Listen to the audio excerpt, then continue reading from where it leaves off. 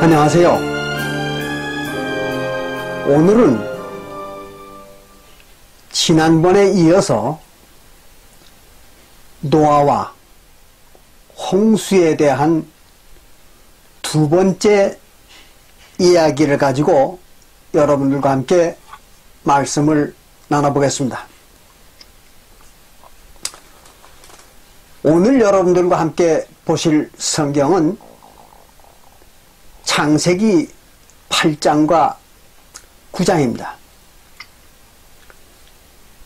이 8장과 9장은 특별히 그 내용이 아주 난해합니다. 그래서 여러분들이 잘 이해해 주시기를 당부드리겠습니다.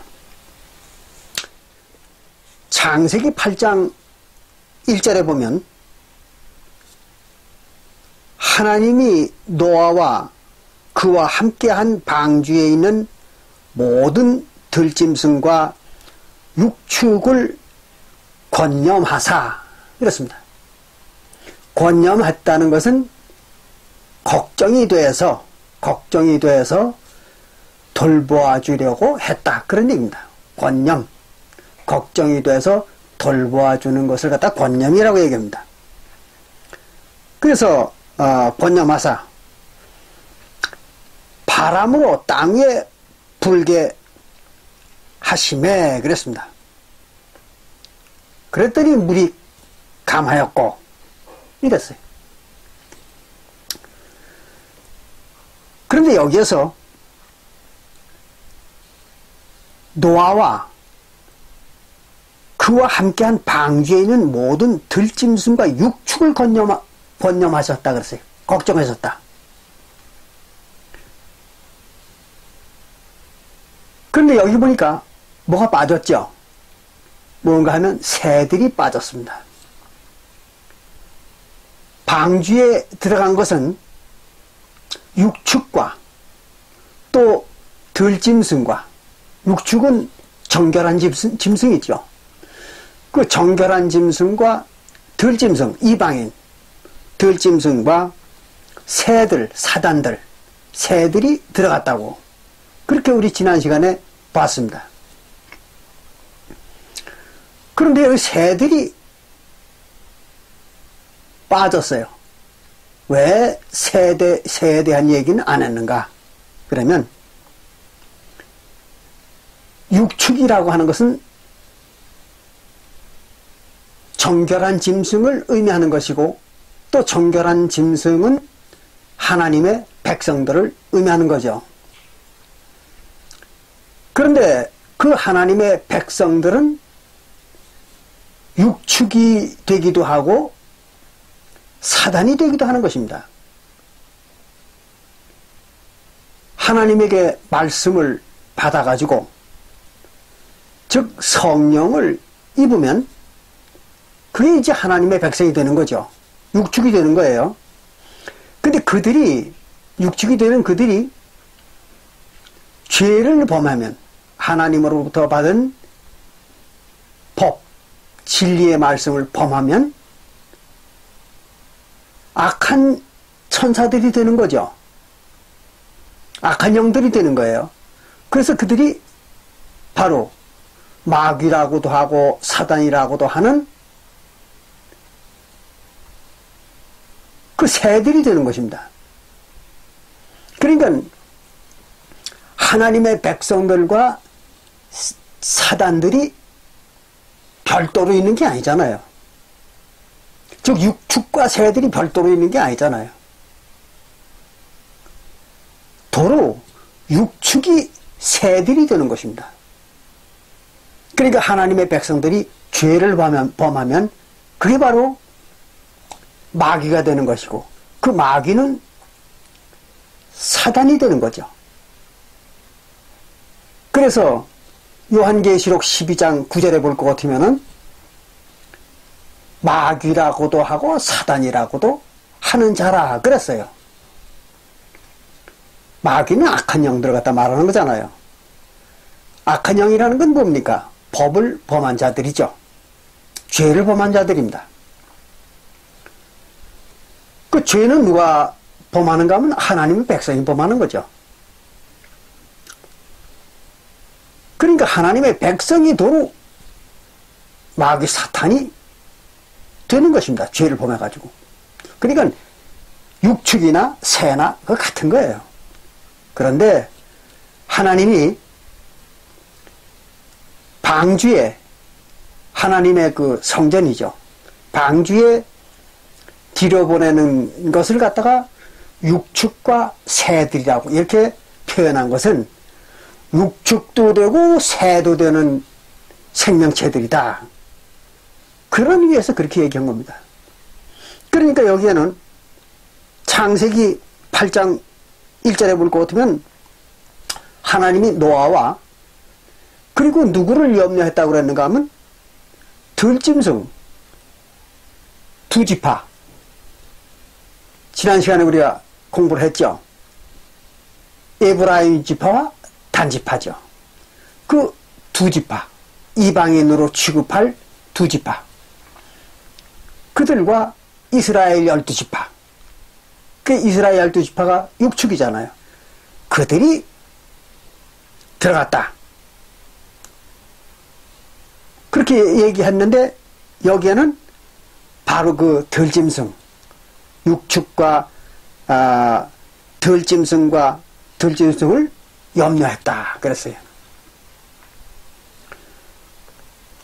그래가지고 바람으로 땅에 불게 했다 그랬습니다. 바람으로 땅에 불게 했더니 물이 감했다. 그럼 여기서 바람은 뭘까요? 바람은 나중에 여러분들이 별도에 읽어보십시오. 성경에서 바람이라고 그러면은 어떤 사람들은 그걸 전쟁이라고 이렇게 해석을 하기도 하는데 그건 아주 무식한 사람들입니다. 바람은 전쟁이 아닙니다. 성경 어디에도 바람이 전쟁이라고 기록한 데는 없어요. 그럼 바람은 뭔가 하면 히브리서 1장 7절에 아주 명백하게 기록하고 있잖아요. 히브리서 1장 7절에 보면 이렇게 기록했습니다. 천사들을 바람으로 정하고 그랬어요. 그러니까 천사들을 바람이라고 그렇게 표기하겠다는 거죠. 하나님께서 성경에다가 그 얘기예요. 천사들로 바람으로 정했다. 그 말은 천사들을 바람이라고 말하겠다는 거죠. 하나님께서. 그게 히브리서 1장 7절입니다. 그 나중에 여러분들 읽어보세요. 그러니까 바람을 불게 했다. 그 말은 천사들이 무슨 일을 하게 했다는 거예요. 그래서 천사들을 시켰더니 그런 얘기입니다. 천사들을 시켰더니 물이 감하였다. 물은 뭡니까? 홍수잖아요. 홍수. 그래서 홍수가 이제 끝날 때가 됐다는 거죠. 그런 얘기입니다. 그리고 2절에 보니까 창세기 8장 2절에 보면 기품의 샘과 기품의 샘이 뭡니까? 하나님의 백성들이잖아요. 하나님의 백성들의 모임, 즉 하나님의 나라죠. 그러면 이 애굽에서 만들어진 하나님의 나라가 무슨 나라입니까? 이스라엘 나라잖아요. 그걸 기품이라고, 깊은 물, 그렇게 얘기한 겁니다. 한 군데 모인 깊은 물, 물은 백성이니까. 그래서 하나님의 나라인 이스라엘 나라와 그리고 하늘의 창이 막히고 그랬어요. 하늘에 창이 막혔다. 그 말은 무슨 말이에요? 하늘에 문이 닫혔다. 그런 얘기죠. 그럼 하늘에 문이 닫히면은 어떻게 됩니까? 비가 오지 않는 거죠. 그러니까 진리가 끊어지면은 진리가 끊어지는 것을 가지고 하늘에 문이 닫혔다. 또는 하늘이 닫혔다. 그렇게 얘기를 합니다. 성경에서는. 그래서 이제 하늘에 창이 닫히고 비가 그쳤다 이거죠. 비는 우리가 지난번에도 설명을 드렸습니다만은 신명기 32장 2절에 하나님의 진리의 말씀이라고 이렇게 되어 있잖아요. 그래서 하나님의 진리의 말씀이 막혔어요. 이제 끝났습니다. 언제? 광야 생활, 이스라엘 백성들의 광야 생활 40년이 끝남과 동시에 진리도 끝난 겁니다. 더 이상 진리가 안 내렸어요. 40년 동안만 진리를 주셨죠. 하나님께서. 그 얘기입니다. 막히고. 하늘에서 비가 그침에 진리가 그쳤어요. 예. 그러니까 물이 땅에서 물러가고 그랬습니다. 물이 땅에서 물러가고. 여기서 얘기하는 이 물은 땅에서 물러간 물은 어떤 물입니까? 바로 네피림들이죠.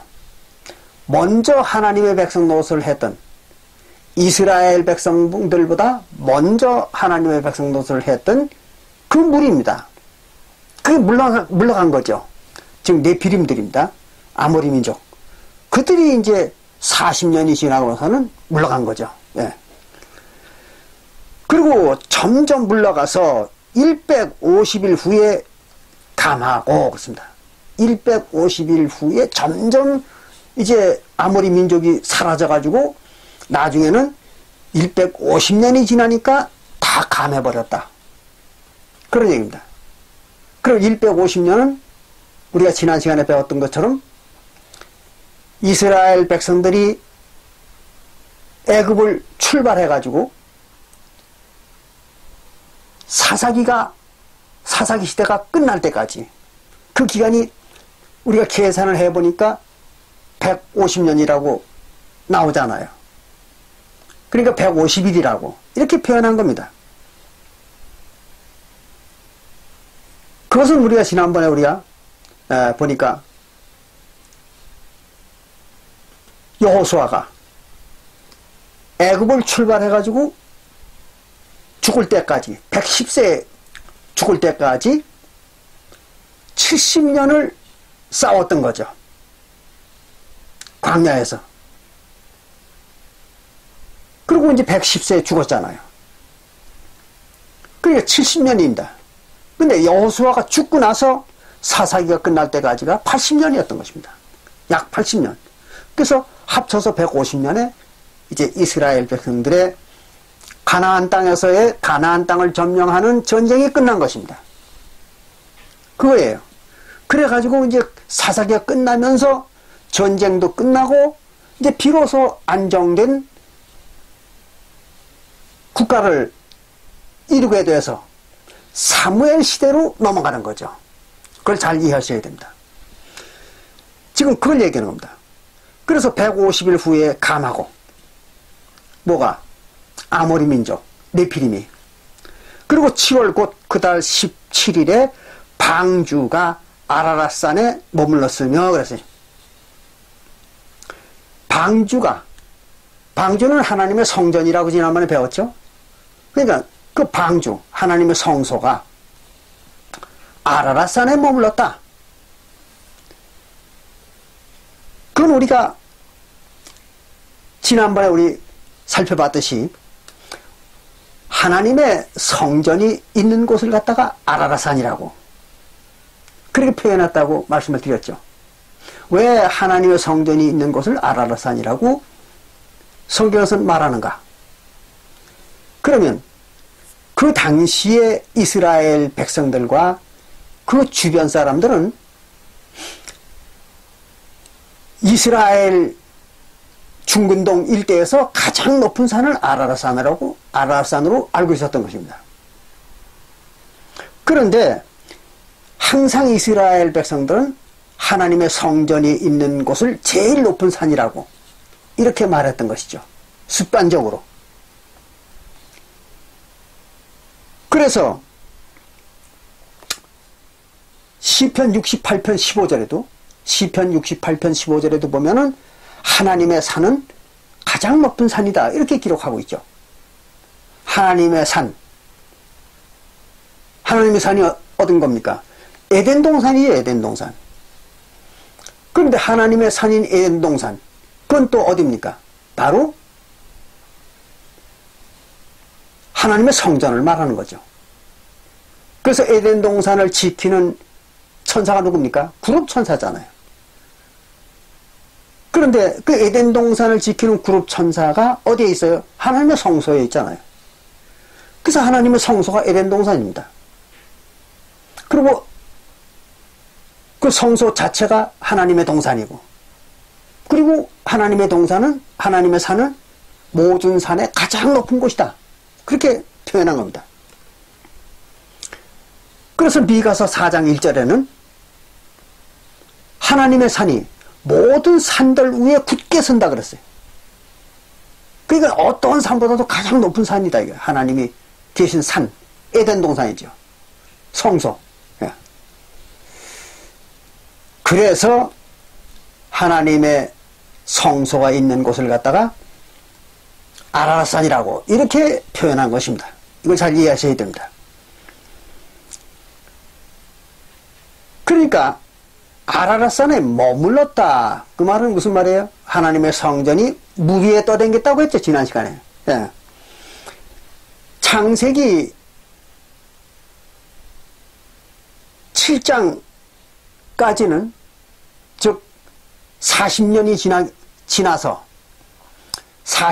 지나서 가나안에 이스라엘 백성들이 들어가기 전까지는 하나님의 동산, 즉 성소죠. 성소가 물 위에 떠댕겼다. 즉 백성들 위에 이동을 했다. 그런 얘기죠. 그러니까 정착을 못하고 성막을 지어가지고 들러 밀고 댕겼잖아요. 이스라엘 백성들이. 광야를 이동하면서 가나안 땅까지. 그래서 물 위를 떠다녔다. 그렇게 표현한 것입니다. 근데 이제 그것이 다 끝났으니까 이제 정착을 한 겁니다. 그래서 제일 먼저 정착한 데가 어디냐면 베델이라는 곳입니다. 그래서 하나님의 성전이 베델에 가서 정착을 했습니다.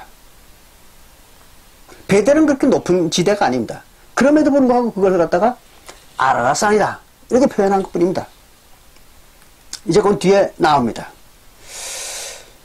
자, 그 다음에 창세기 8장 5절에 보니까 물이 점점 감하여, 그래서 물이 점점 이제 줄어들었습니다.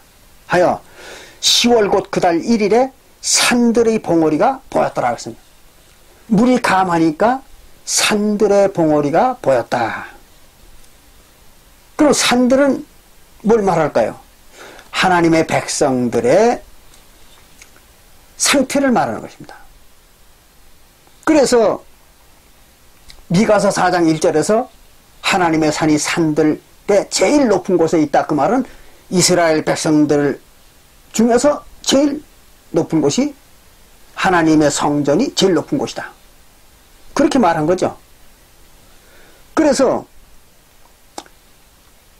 모든 산들의 봉우리가 보이기 시작했다. 그 말은 이스라엘 백성들의 정착한 모습이 나타나기 시작했다. 그런 얘기입니다. 그래서 이제 요단강을 건너가기 전부터 이스라엘 백성들에게 기업인 땅을 나눠주기 시작했죠. 그래서 이제 차츰차츰 이스라엘 백성들의 땅이 이제 가나안에서 만들어지기 시작한 겁니다. 그걸 이제 산들이라고 이렇게 얘기한 거죠. 그래서 봉우리가 보였더라. 40일을 지나서 이제 40일 광야 40년이 지나서 노아가 그 방주에 지은 창을 열고 오겠습니다. 방주의 창이 뭐예요? 하늘의 문이죠. 그래서 하늘문을 열고 그런 얘기입니다. 까마귀를 내어놓음에 까마귀가 물이 땅에서 마르기까지 날아 왕래하였더라 이랬어요.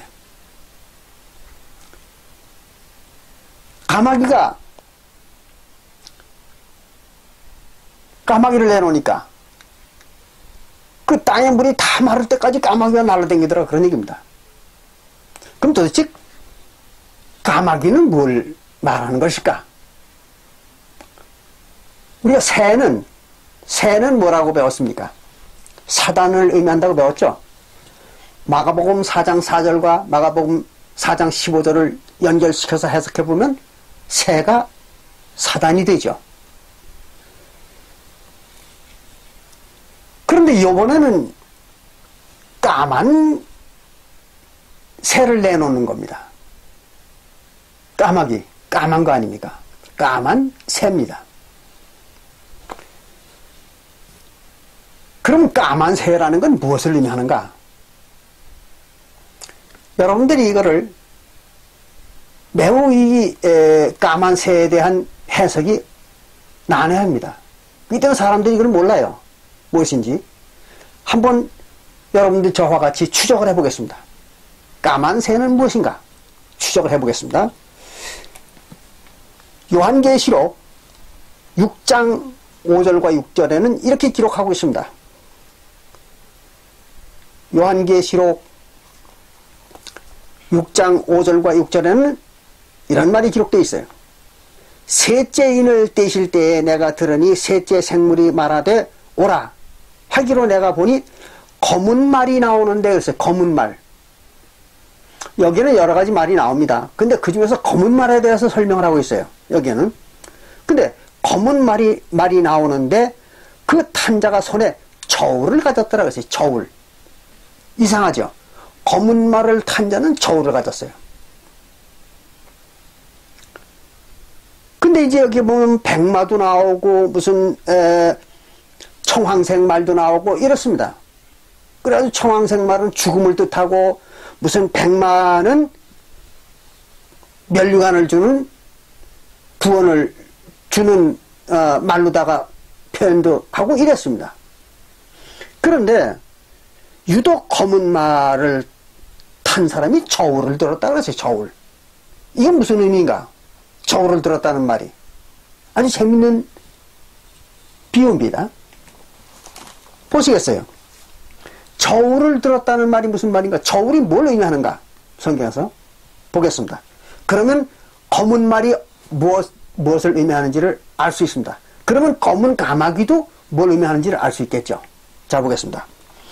저울에 대해서 에스겔서 4장 16절을 봅니다. 그러면 거기에 저울에 대한 얘기가 나옵니다. 에스겔서 4장 16절에 볼 것 같으면은 이런 말이 기록되어 있습니다. 또 내게 이르시되 인자야 내가 예루살렘에서 의뢰하는 양식을 끊으리니, 예루살렘 즉 하나님의 백성 중에서 의존하는 양식을 끊어버리겠다, 그런 얘기. 양식. 그 양식을 끊어버리면 사람들이 아주 고통스럽잖아요. 그 얘기예요. 양식을 끊어버리니 백성이 경겁 중에 깜짝 놀라서 중에 떡을 달아먹고, 그래서 떡을 그냥 먹는 게 아니라 저울에다 달아먹는다는 거예요. 또 민답 중에 아주 답답한 가운데, 아주 답답한 중에 물을 데워 마시다가, 물도 그냥 먹는 게 아니라 데워서 먹습니다. 데워서. 그러니까 내가 그 얼마를 먹는가를 확인하는 거예요. 그러니까 이건 어떤 때 그런 현상이 나타납니까? 물이나 양식이 모자랄 때, 그렇죠? 그때 물이나 양식이 모자랄 때 양식도 달아서 먹고, 즉 따져가면서 먹는다는 거예요. 달아 먹는다는 건. 또 물도 데워서 먹는다는 거, 그것도 역시 달아서 아끼기 위해서 그걸 달아서 먹는 겁니다. 분량을 따져가면서 먹는 거예요. 그 얘기입니다. 그래서 떡을 달아 먹고 민답 중에 물을 데워 마시다가 떡과 물이 결핍하여 끊어진다 이거죠. 그나마 그 물과 떡이 끊어지는 거예요. 결핍하여 피차에 민답하여 하며 그 죄악 중에서 쇠폐하리라. 죄악으로 인해서 완전히 멸망한다 그런 얘기입니다. 그러니까 이게 무슨 말이에요? 하나님의 백성들이 죄를 져가지고 식량이 고갈되고 음료수가 고갈되는 겁니다. 그래서 기갈을 느끼는 거죠. 그러다가 망하는 거죠. 그럼 기갈은 뭡니까? 말씀이 없는 것이 기갈이다 그랬잖아요. 양식이 없어 기갈이 아니라 말씀이 없어 기갈이다. 여기에서 얘기하는 이 떡과 물은 뭘 의미하는 걸까요? 하나님의 백성들의 진리를 의미하는 것이죠. 그 진리가 고갈이 돼가지고 죽는 거예요. 그걸 갖다가 이렇게 얘기하는 겁니다. 달아서 먹는다. 그러니까 저울은 뭐 하려고 가지고 있겠습니까? 달아서 먹으려고 가지고 있는 거죠. 그러니까 이 검은 말을 탄 자가 저울을 가지고 있다. 그 말은 요한계시록 6장 5절부터 6절의 얘기는 결국은 하나님의 말씀이 고갈되는 때다. 그런 얘기잖아요. 그러니까 창세기 8장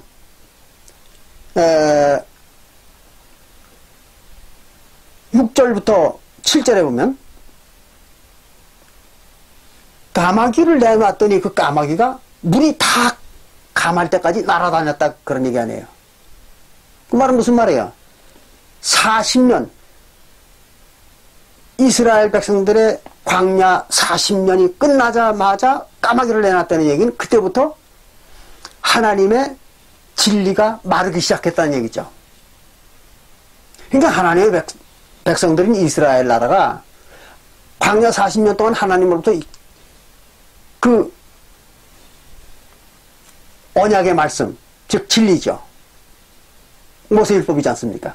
그거를 받자마자 그때부터 이거를 또 범하기 시작한 거예요. 그래서 그 얘기를 지금 하는 겁니다. 그래서 땅이 마르기 시작한 겁니다. 그래서 그게 다 마를 때까지 까마귀가 날아다녔다는 얘기 무슨 말이에요? 하나님의 진리가 말랐다는 거죠. 말랐어요. 물이 다 마를 때까지. 그러면 땅에서 물이 말랐다. 이 말은 무슨 말일까요? 물이 땅에서 말랐다. 그 말은 멸망했다. 그런 얘기입니다. 멸망. 예. 그 마르다. 이 말은 멸절한다. 죽었다. 그런 의미입니다. 마르다는 얘기. 마르다는 얘기는 성경에서. 어디 그런 말이 있는가 하면 에스겔서 37장 11절에 나옵니다. 마른다. 그 말을 에스겔서 37장 11절에 보면 이렇게 기록했습니다. 잘 들어보십시오. 또 내게 이르시되 인자야 이 뼈들은 그랬어요. 뼈. 성경에서 뼈들이 뭐냐 그러면 뼈들은 이스라엘 온 족속이라 했어요. 이스라엘 백성들을 갖다가 뼈라고 이렇게 기록을 했어요. 그래서 뼈들은 이스라엘 온 족속이라 그들이 이르기를 우리의 뼈들이 말랐고 그랬어요. 자기들의 그 뼈들이 말랐다는 얘기는 이스라엘 민족이 말랐다는 얘기예요. 근데 그 말랐다는 말이 무슨 말인가 하면 그때 이렇게 기록했어요. 우리의 소망이 없어졌으니 우리는 다 멸절되었다 하느니라. 멸절되었다. 끝났다는 거죠. 누가? 이스라엘 백성들의 운명이. 그러니까 뼈가 말랐다. 그 말은 이스라엘 백성들이 다 죽었다. 그런 얘기입니다. 그럼 이스라엘 백성들은 뭐가 죽었을까요? 영혼이 죽은 거죠. 영혼이. 그걸 에스겔서 37장 11절에서 이렇게 기록을 했습니다. 말랐다고. 뼈가 말랐다. 살이 말랐다면 모르지만 뼈가 말랐다는 건 이상하잖아요. 그러나 여기 뼈가 말랐다고 써 있습니다. 왜 그러는가 하면 뼈는 이스라엘 백성들이니까. 그럼 말랐다는 얘기는 멸절됐다. 그런 얘기입니다. 잘 이해하시기 바랍니다. 자, 이렇게 해가지고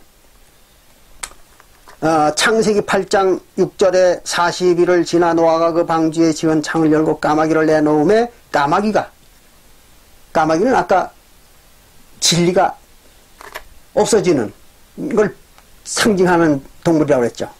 그래서 그걸 내놓음에 까마귀와 물이 땅에서 마르기까지 나라 왕래하였더라. 물은 뭐예요? 백성들이죠.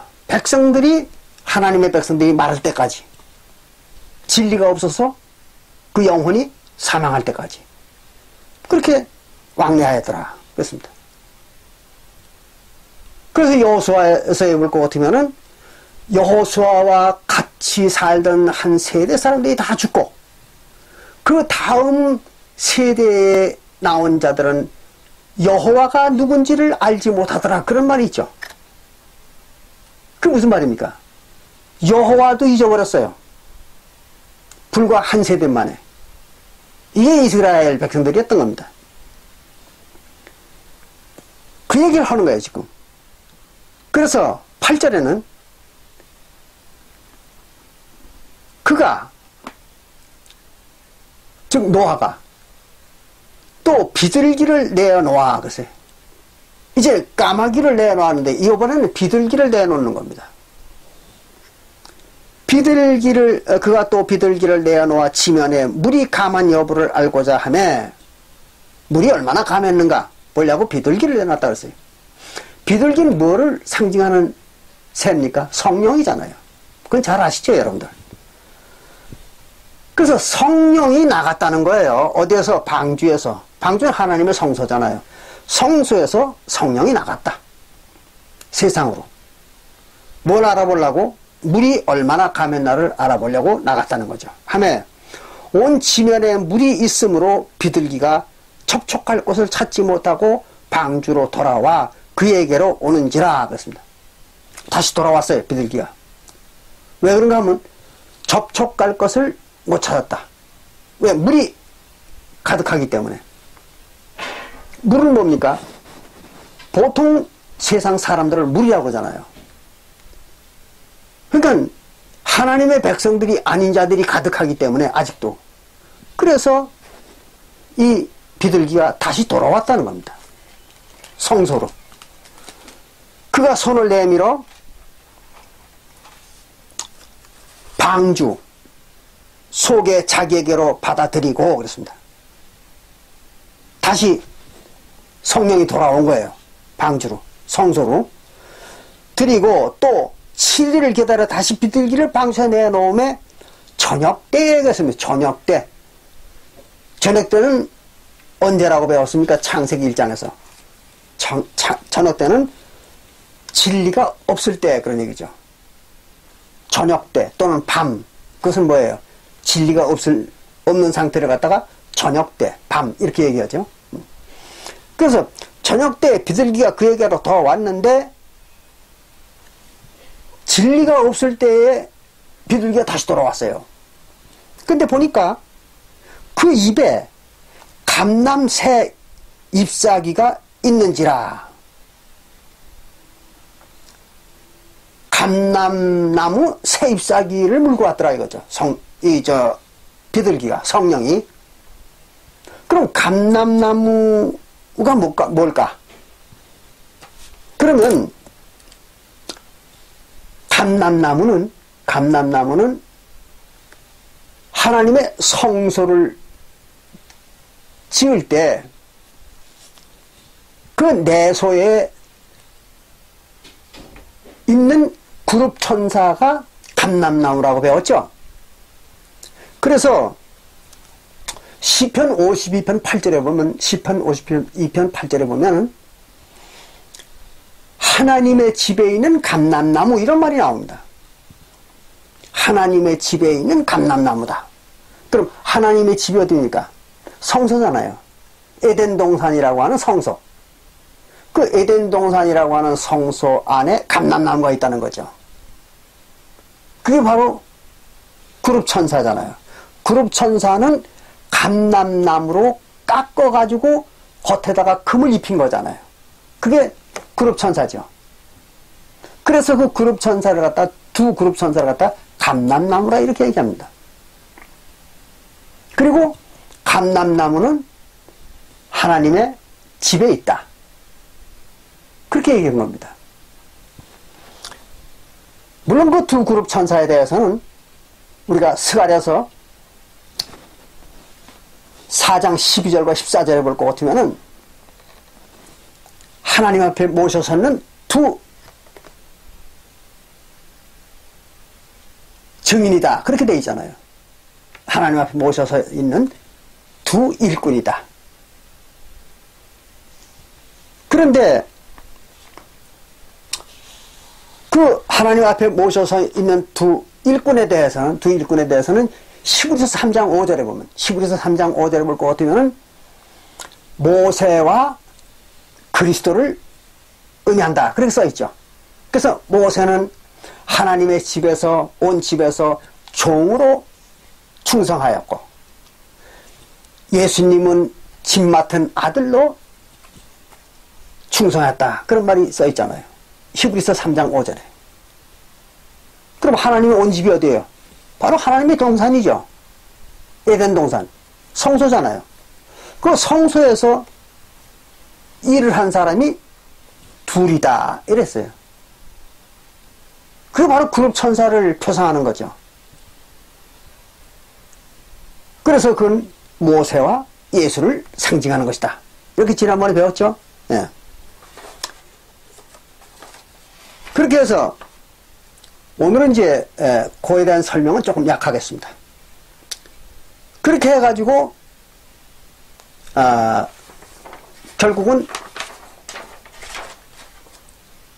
감람나무 잎사귀를 물고 왔다. 비둘기가.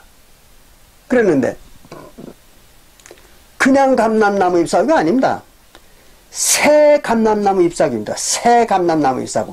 그래서 새 잎사귀를 물고 왔다 그랬어요. 새 잎사귀. 그러면 먼저 있던 감람나무가 아니고 새로운 감람나무 잎사귀를 물고 올 거예요. 그럼 먼저 있던 감람나무는 누굴까요? 그것은 먼저 하나님의 백성 노릇을 했던 네피림들이죠. 그 잎사귀는 네피림들을 의미하는 것입니다. 아모리 민족. 그런데 요번에 새 감람나무 잎사귀, 즉 새 하나님의 백성들, 그건 누구를 의미합니까? 이스라엘 민족을 얘기하는 거죠. 그래서 가나안 땅에 새로운 하나님의 백성들이 나타났다. 그런 얘기입니다. 그래서 새 감람 잎사귀를 물고 왔다. 이렇게 얘기한 겁니다. 이해가 되시죠? 네. 그래서 새 잎사귀가 물고 왔는데 이에 노아가 땅에 물이 감한 줄 알았더라. 그제서야 가나안 땅에 물이 감했다. 무슨 물이요? 바로 네피림, 아모리 민족. 그들이 이제 다 없어졌다. 그런 얘기입니다. 감했다. 그렇게 된 것을 알았다. 그런 얘기입니다. 또 12절에 창세기 8장 12절에 보면 또 7일을 기다려 비둘기를 내놓음에 다시는 그에게로 돌아오지 아니하였더라 그랬어요. 7일이라는 숫자는 이거는 아까도 말씀드렸지만 앞에서도 말씀드린 것처럼 하나님의 일에 대한 숫자라고 7은 그렇게 말씀을 드렸죠. 그래서 하나님이 이 비둘기를 내놓기 위한 또 얼마의 시간이 흘러서 그런 얘기입니다. 그래서 비둘기를 세 번째 내놓은 겁니다. 세 번째 내놓았더니 다시는 그에게로 돌아오지 아니하니라 그랬어요. 성령을 세 번째 내놨더니 다시는 성소로 돌아오지 않았다. 이랬습니다. 비둘기 어디로 갔을까요? 성령입니다. 비둘기는 성령이에요. 근데 세 번째 내놨을 때는 돌아오질 않았습니다. 성전으로. 그리고 어딘가를 가버렸어요. 이것은 바로 세 번째 나온 성령에 대한 예언입니다. 첫 번째 성령은 하나님이 아브라함과 셈과 언약을 맺을 때에 내놓은 것입니다.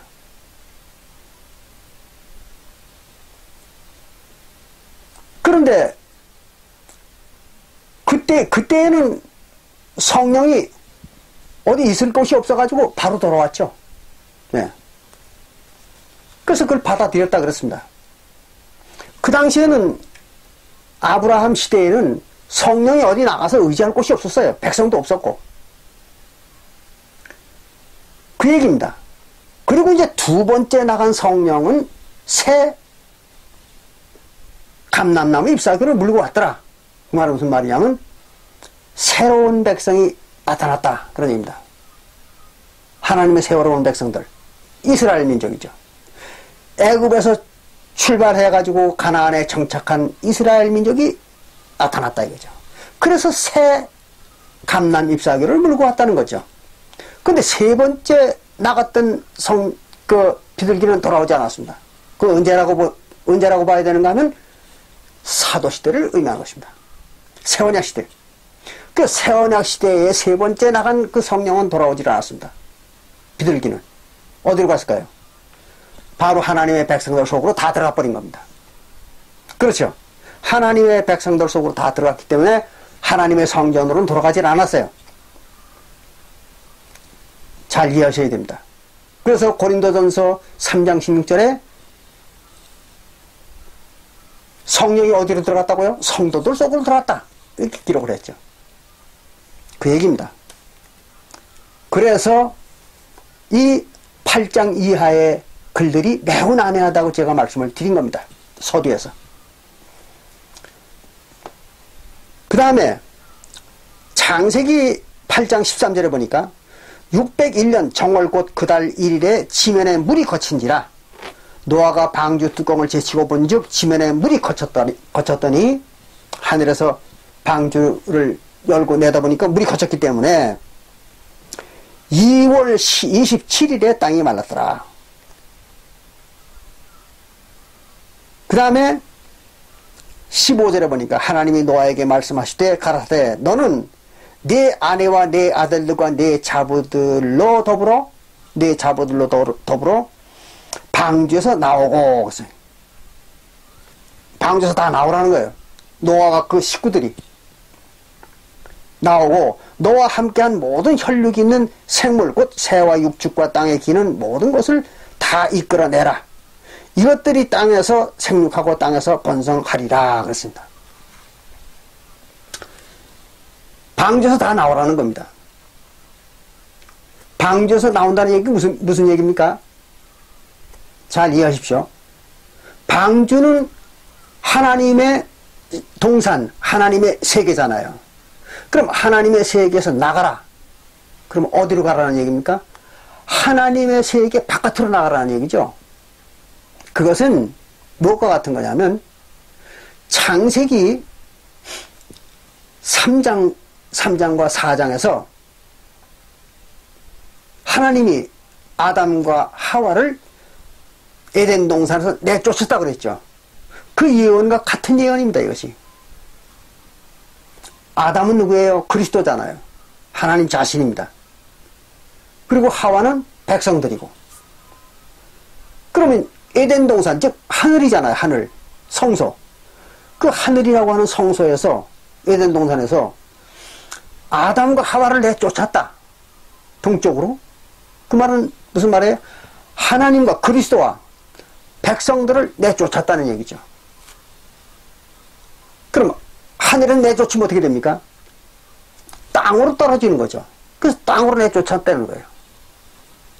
땅으로 쫓겼다. 그 말은 무슨 말입니까? 영혼의 사망을 의미하는 것이죠.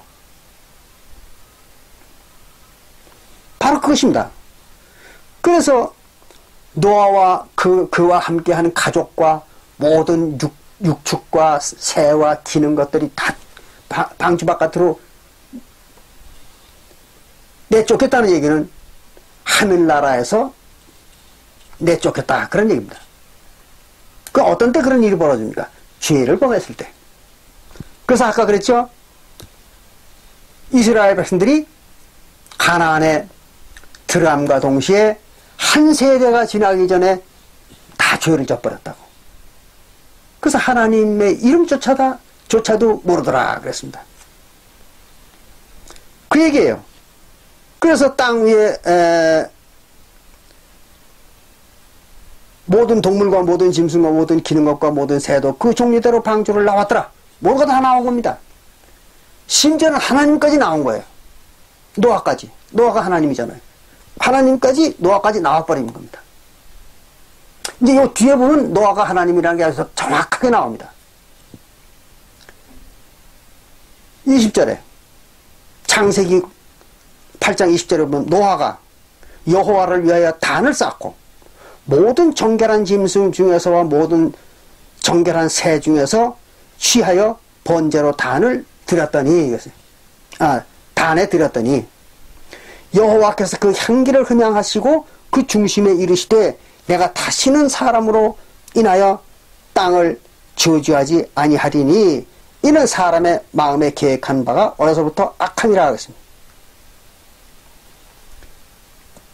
사람이 누굽니까? 사람은 하나님의 백성을 사람이라고 하잖아요. 보통 사전적 의미의 인간들을 사람이라고 하지는 않습니다. 성경에서는. 그래서 성경에서는 사람, 그러면 하나님의 백성을 의미하는 것입니다.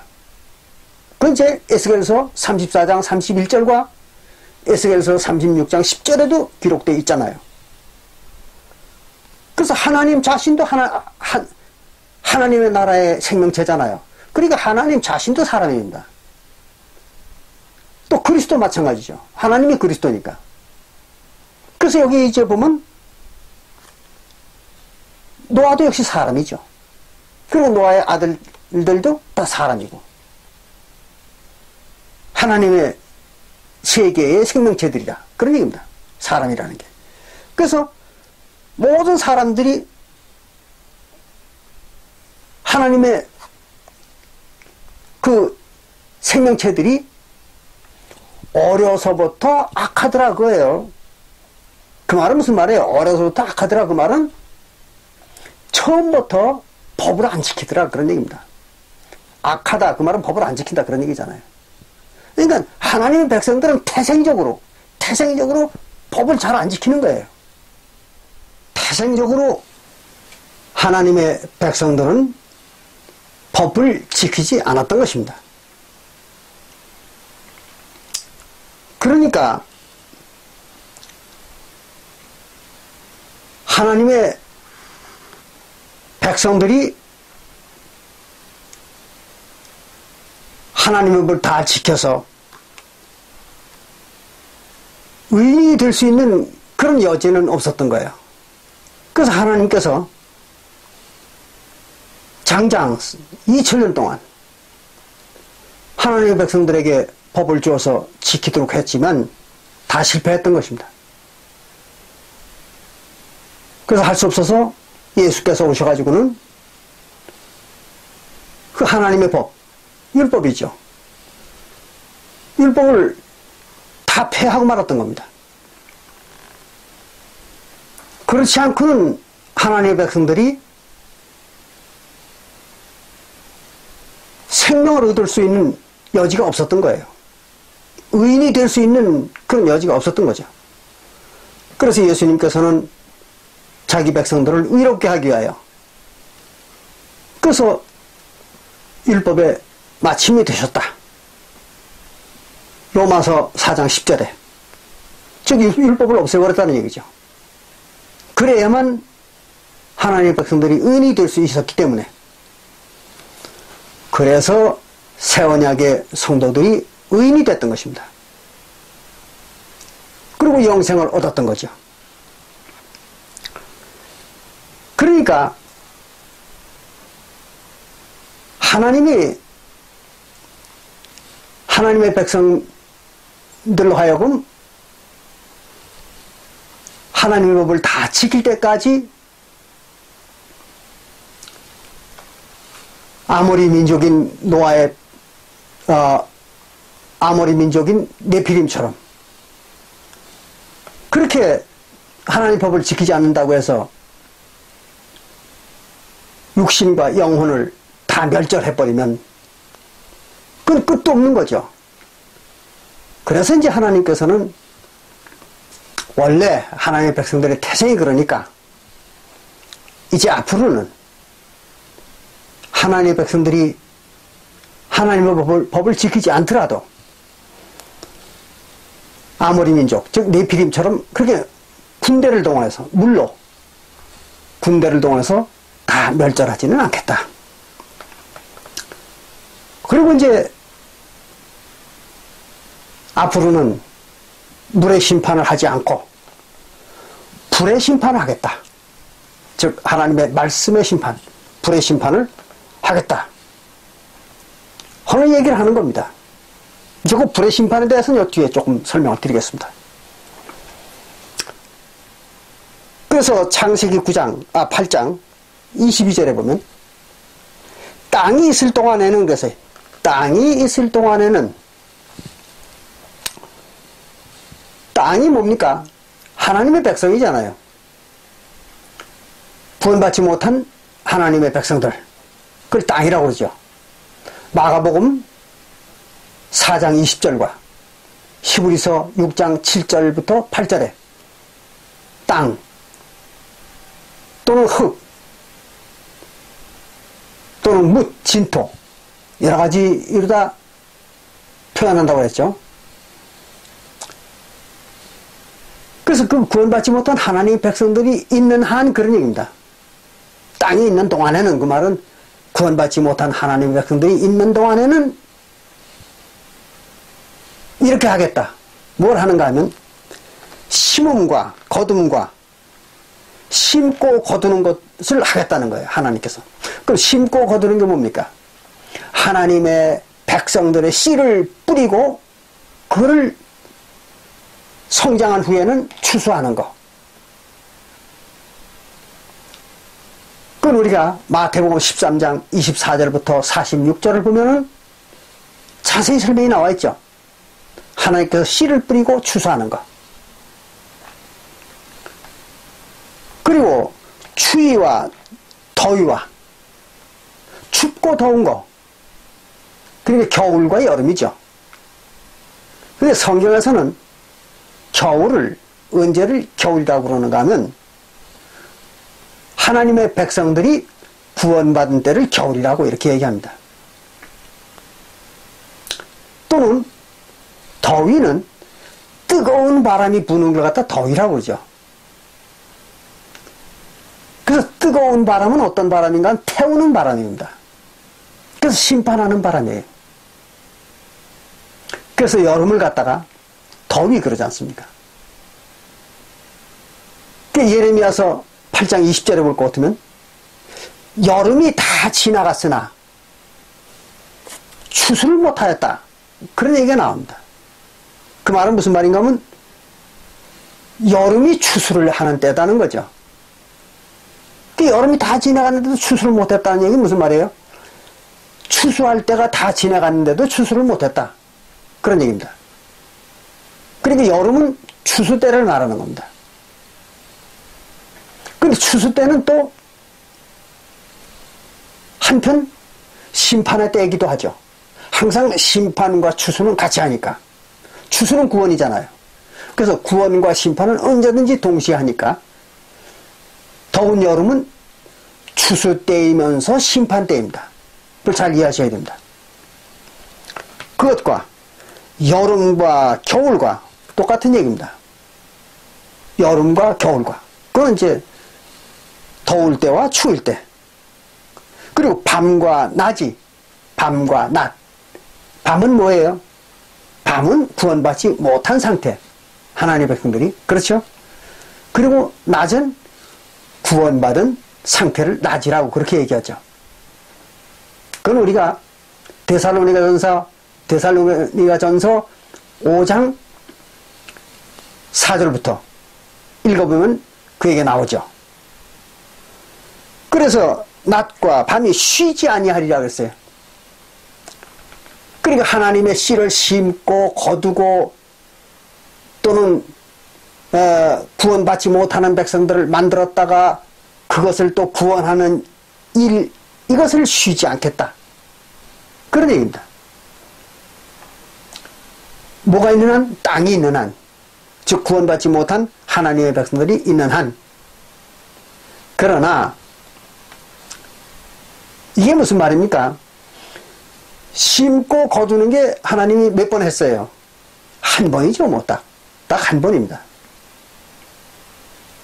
그러니까 하나님의 구원받지 못한 하나님의 백성들이 있는 한 심고 거두는 걸 계속하겠다. 그렇게 말했지만 사실은 한 번으로 끝내는 거죠. 그것을 이렇게 말한 겁니다. 그리고 이제 창세기 9장으로 넘어갑니다. 9장에 보면 9장 1절에 하나님이 노아와 그 아들에게 복을 주시며 그들에게 이르시되 그랬습니다. 노아와 아들들에게 복을 줬다. 아들들이 누굽니까? 셈과 함과 야벳이죠. 지난번에도 말씀을 드렸습니다만은 요 뒤에 이제 자세히 설명을 드립니다. 그러나 노아의 아들들의 이름이 셈과 함과 야벳 이렇게 얘기를 합니다. 근데 이 세 가지 이름은 모두가 다 특정 민족의 이름입니다. 호칭이에요. 이상하잖아요. 노아의 세 아들의 이름이 셈과 함과 야벳이다. 그럼 셈족과 함족과 야벳 족속이죠. 그러니까 어떤 개인이 아니잖아요. 그죠? 보통 사람을 말하는 게 아니죠. 그래서 이 셈과 함과 야벳이라는 그 이름 자체가 하나님의 백성이라는 것은 어떤 인간들을 말하는 게 아니라 민족을 말하는 겁니다. 한 민족. 그래서 하나님께서 만드는 순서대로 하나님이 처음 만든 게 셈족이잖아요. 아브라함이 속한 셈족. 그리고 그 셈족인 아브라함의 자손들이 가나안에 애굽에 내려가가지고 함족이죠. 애굽 족속이 함족이잖아요. 그래, 애굽 족속인 함족의 나라에 가가지고 거기에서 민족을 형성했잖아요. 한 나라를 형성했잖아요. 그게 뭡니까? 이스라엘이죠. 그래서 이스라엘을 갖다 함족이라, 함이라 그렇게 말한 겁니다. 그리고 야벳 족속들은 지중해 서해안 일대에 살고 있던, 즉 마케도니아와 그리고 터키와 또 가나안과 이쪽 해변가에서 살고 있던 민족들이 야벳 족속이잖아요. 그들이 세 번째라고, 노아의 셋째 아들이라고 이렇게 얘기하고 있는 겁니다. 그럼 왜 그런가 하면 새언약 교회를 그렇게 말하는 거죠. 새언약 교회는 바로 마케도니아, 터키 지방 또는 가나안 지방의 그 지중해 동해안 쪽에 살고 있던 유대인들과 또 그 유대인들이 각 나라의 이민족으로 나가서 살고 있었던 그 디아스포라들, 그들과 그리고 그 중간중간이 섞여 살고 있던 에돔 족속들, 에서의 자손들이죠. 그들을 구원한 거죠. 그래가지고 새언약 교회, 즉 새언약의 하나님의 나라를 만들었던 겁니다. 사도교회를. 그걸 갖다가 셋째 아들이라 그렇게 표현한 거죠. 그래서 셈과 함과 야벳이다 그렇게 얘기한 겁니다. 그래서 그 노아와 그 아들들에게 복을 주시며 그들에게 이르시되 생육하고 번성하여 땅에 충만하라. 땅에 충만하라 그랬어요. 땅이 뭡니까? 구원받지 못한 백성들, 구원받지 못한 백성들의 영혼이죠. 거기에 충만하라는 거죠. 세상에 충만하라는 말이 아닙니다. 그럼 구원을 받지 못한 하나님의 백성들의 영혼이 누구들입니까? 이스라엘 민족이죠. 이스라엘 민족과 에서의 자손들인 에돔 족속들이죠. 그들의 영혼 세계에 충만하라는 거예요. 그런 것이지 지구 전체에 충만하라는 얘기 아니에요. 그걸 잘 이해하셔야 됩니다. 그리고 2절에 땅의 모든 짐승과 공중의 모든 새와 땅에 기는 모든 것과 바다의 모든 고기가 너희를 두려워하며 너희를 무서워하리니 그랬어요. 누구를? 노아와 노아의 아들들. 그들을 두려워한다는 얘기죠. 왜? 그들이 지배를 받으니까. 그렇잖아요. 그래서 두려워하리니 하며 너희를 무서워하리니 이들은 너희 손에 붙이었습니다. 너희들 통치 아래 둘 것이다. 그런 얘기입니다. 3절에 무릇 산동물은 너희의 식물이 될지라 그랬어요. 산동물은 너희에게 식물이 될지라 그랬습니다. 산동물이 무슨 말입니까? 살았다, 죽었다 하는 말은 성경에서 뭘 말하는 겁니까? 에스겔서 18장 4절과 20절에서는 죽었다 하는 건 뭡니까? 죄를 범한 거죠. 율법을 범한 겁니다. 율법을 범하면 죽었다 그럽니다. 그 영혼이. 그래서 여기서 산동물, 그 말은 영혼이 살아있는 동물입니다. 그러니까 정결한 짐승들이죠. 하나님의 백성들. 그들은 산동물입니다. 산짐승입니다. 그래서 율법을 다 지킨 자들, 그들이 살아있는 자들이죠. 에스겔서 18장 21절에. 그래서 하나님의 백성으로서 모든 율법을 다 지킨 자들, 그들을 노아 아들들의 식물이 되게 하겠다. 그 말은 뭐예요? 먹잇감이 되게 해주겠다는 거죠. 먹잇감은 그들의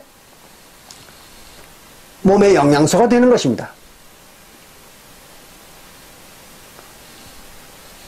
그러니까 자기 백성들을 삼게 해주겠다는 얘기예요. 그 얘기입니다. 그리고 채소같이 내가 이것을 다 너에게 주노라 하세요. 채소같이 이것을 다 너에게 준다. 이게 번역이 잘못된 겁니다. 채소는 채소가 아니라 식물이라고 그래야 됩니다. 그래서 먹을 수 있는 식물, 그런 얘기입니다. 먹을 수 있는 식물, 그걸 갖다가 채소라고 번역을 한 거죠.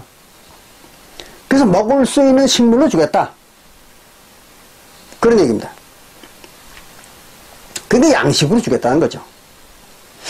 그 말은 너희 백성을 삼게 해주겠다, 그런 얘기예요. 누가?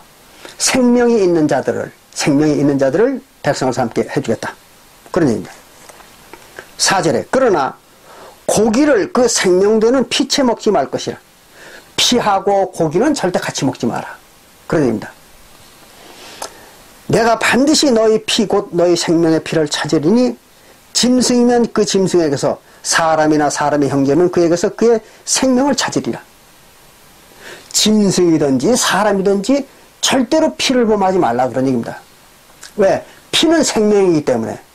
그래서 생명은 함부로 취하지 말라, 그런 얘기입니다. 그래서 짐승을 잡아도 그 고기는 먹되 피는 못 먹게 한 거죠. 모세율법에서. 이걸 상징하는 겁니다. 그리고 사람의 피를 흘린 자는 역시 자기도 피를 흘리리라.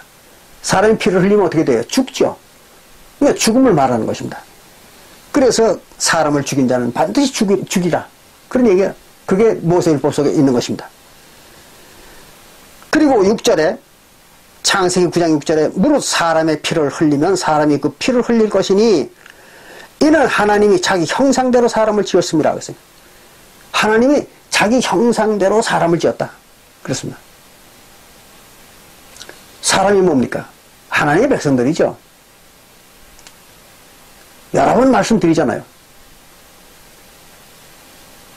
그래서 에스겔서 34장 31절과 그 다음에 에스겔서 36장 10절에 하나님의 백성, 하나님의 나라의 생명체만 사람이다. 그러는 것이죠.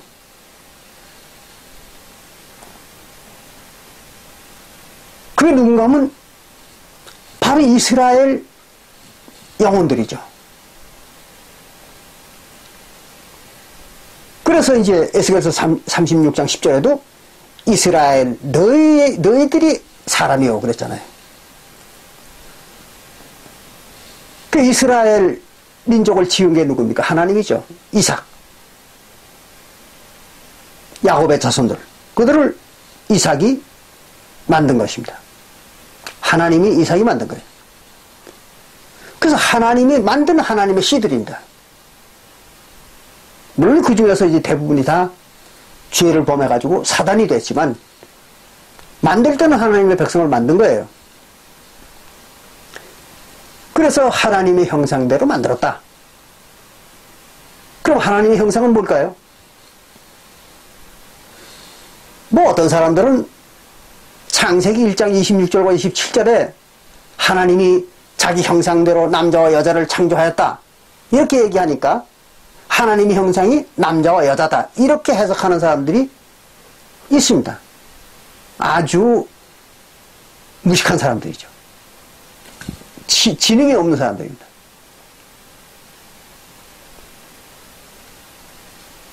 그럼 만약에 하나님이 자기 형상대로 남자와 여자를 만들었기 때문에 하나님의 형상이 남자와 여자다. 그렇게 말할 수 있다면 창세기 2장부터 보면 하나님이 아담과 하와를 어떻게 만들었습니까? 아담은 남자잖아요. 그리고 지난번에 설명을 드렸지만 하와는 뭡니까? 하와도 남자죠. 그렇잖아요. 남자의 몸에서 취했으니까 남자죠, 그것도. 여자가 아닙니다. 그런데 먼저 만드는 아담이 그 뒤에 아담의 갈비뼈를 빼가지고 만든 그 하와를 보고 내 몸에서 뺐으니까 여자다. 그렇게 말한 거죠.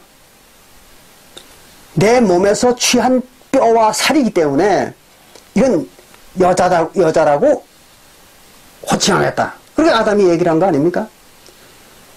그런 것이지 사전적 의미의 여자기 때문에 여자라고 칭한다는 얘기 아니잖아요. 이거 잘 이해하셔야 됩니다. 그래야 그 거짓말하는 사람 속이는 종교 사기꾼들한테 안 당해요. 명칭만 여자라고 한 거예요. 그런 것이지 하와가 여자가 아닙니다. 그래서 에베소서 5장 31절부터 32절에 사도 바울이 뭐라고 했습니까? 하와를 보고 교회라 그랬잖아요. 교회.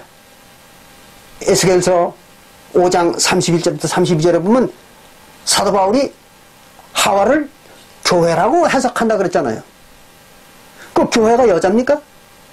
말도 안 되는 얘기죠. 그러니까 그렇게 해석하면 안 되는 것입니다. 창세기 1장 26절과 27절은 하나님의 형상대로, 그 말은 무슨 말이에요? 하나님의 형상은 어떤 거예요? 눈에 보이지 않는 게 하나님의 형상이죠. 골로새서 1장 15절에 하나님의 형상은 눈에 보이지 않는 것이다. 이렇게 얘기했잖아요. 그러니까 하나님처럼 눈에 보이지 않는 형상, 영혼의 형상이지, 영혼의 형상. 영혼의 형상으로 남자와 여자를 만들었다. 그런 얘기죠. 근데 그것이 영혼의 형상으로 남자와 여자를 만들었으니까 육신이 아니잖아요. 영혼이지. 그럼 육신이 아닌데 영혼에 남자 여자 구분이 있을까요? 영혼에게 남자의 성기와 여자의 성기가 있습니까? 없잖아요. 영혼은 남자다 여자다 하는 구분이 존재하지 않습니다. 왜? 성기가 없으니까. 우리가 사전적 의미의 남자 여자를 구분하는 것은 성기를 보고 구분하는 겁니다. 만약에 남자와 여자에게 성기가 없다. 그럼 남자 여자가 구분이 되겠습니까? 안 되는 얘기죠. 말도 안 되는 얘기입니다.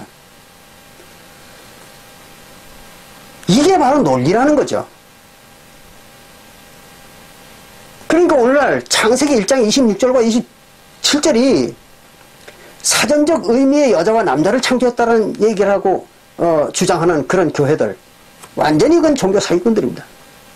절대로 그런 데 속지 마시길 바랍니다. 그래서 하나님이 자기 형상대로 사람을 지었다. 그럼 하나님이 자기 형상이 뭐예요? 골로새서 1장 15절 보이지 않는 형상으로, 그런 얘기입니다. 하나님의 백성들은 보이지 않는 형상으로 만든 거예요. 그 이스라엘 백성들의 형상입니다. 그럼 이스라엘 백성들의 뭡니까? 영혼이죠, 영혼. 이스라엘 백성들의 영혼이 하나님의 백성이지 육신은 하나님의 백성이 아닙니다. 그걸 잘 아셔야 돼요. 그래서 지었으므로 너희는 생육하고 번성하며 땅에 천만하여 그 중에서 번성하라 하셨더라. 그랬습니다. 땅, 구원받지 못한 하나님의 백성들, 그것으로 살라는 거예요. 구원받지 못한 백성들로 살라는 거예요. 하나님이. 그 얘기입니다.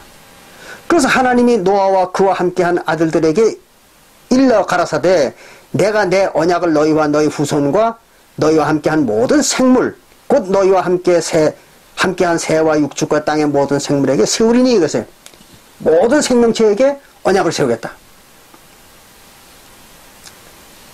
어떤 언약을 세우는가 하면 방주에서 나온 모든 것 곧 땅의 모든 짐승에게니라 그랬어요. 방주에서 나왔다는 얘기는 무슨 말입니까? 하나님의 나라의 생명이었던 자들인데 땅에 속한 생명체가 된 자들, 그것들과 언약을 맺겠다는 거예요. 그것들이 누구예요?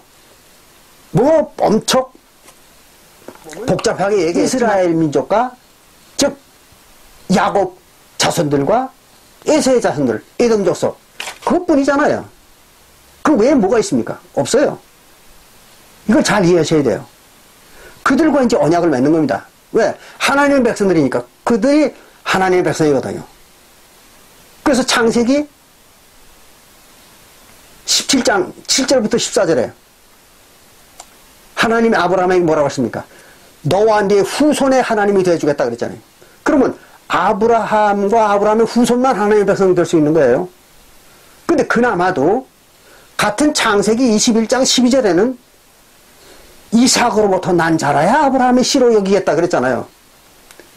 그러니까 아브라함의 후손이 많지만 그 중에서도 이삭의 후손만 하나님의 백성 삼겠다는 거죠. 그 이삭의 후손이 누굽니까? 야곱과 에서의 후손들이죠. 그거밖에 없는 거예요. 그거를 이제 상황에 따라서 짐승이라고도 그러고 들짐승이라고도 그러고 육축이라고도 그러고 새라고도 하고 이렇게 얘기한 겁니다. 잘 이해하셔야 돼요. 이거를. 그 다음에 창세기 9장 11절에 내가 너희와 언약을 세우리니 다시는 모든 생물을 군대로 멸하지 아니할 것이라. 땅을 침몰할 홍수가 다시 있지 아니하리라. 땅, 구원받지 못한 하나님의 백성들을 다 죽이는 그런 군대가 앞으로는 없을 것이다. 12절에 하나님이 가라사대 내가 나와 너희와 및 너희와 함께하는 모든 생물 사이에 영세까지 세우는 언약의 증거는 이것이라. 뭘 증거로 삼는가 하면 13절에 내가 내 무지개를 구름 속에 두었나니 이랬습니다. 내 무지개를 구름 속에 두었다. 무지개가 뭐인가 하면 에스겔서 1장 28절에 보면 하나님의 형상이 무지개다 그렇게 나옵니다.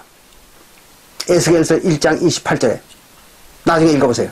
거기 보면 하나님의 형상이 무지개다 그랬습니다.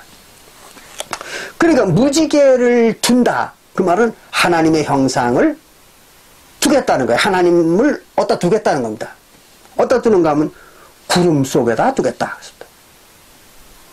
구름은 뭔가 하면 성령입니다. 왜 구름이 성령인가? 그러면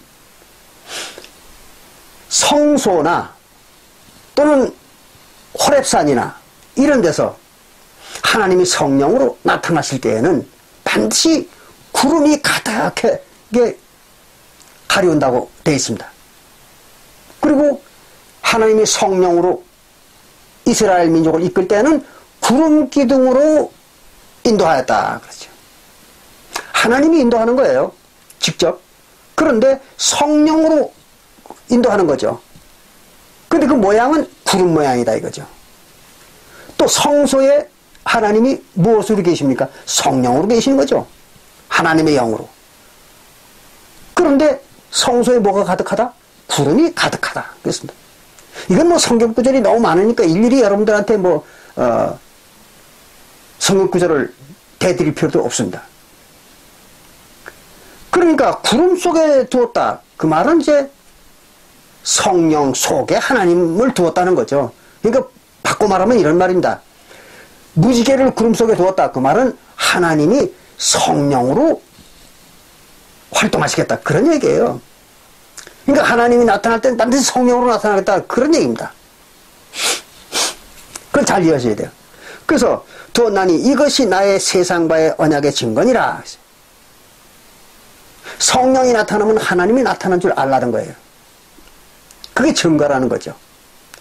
그래서 내가 구름으로 땅을 덮을 때에 그래서 구름, 성령으로 뭘 덮어요? 구원받지 못한 성도들의 영혼을, 구원받지 못한 하나님의 백성들의 영혼을 덮는다는 거죠. 성령으로. 그럴 때에 무지개가 구름 속에 나타나면 그래서 무지개가 즉 하나님의 형상이, 하나님의 본체가 구름 속 성령으로 나타나면 그런 얘기입니다. 나타나면 내가 나와 너희와 및 혈기 있는 모든 생물 사이에 내 언약을 기억하리니 그 약속을 다시 기억해서 지키겠다는 거예요. 그러니 다시는 물이 모든 혈기 있는 자를 멸하는 홍수가 되지 아니할지라.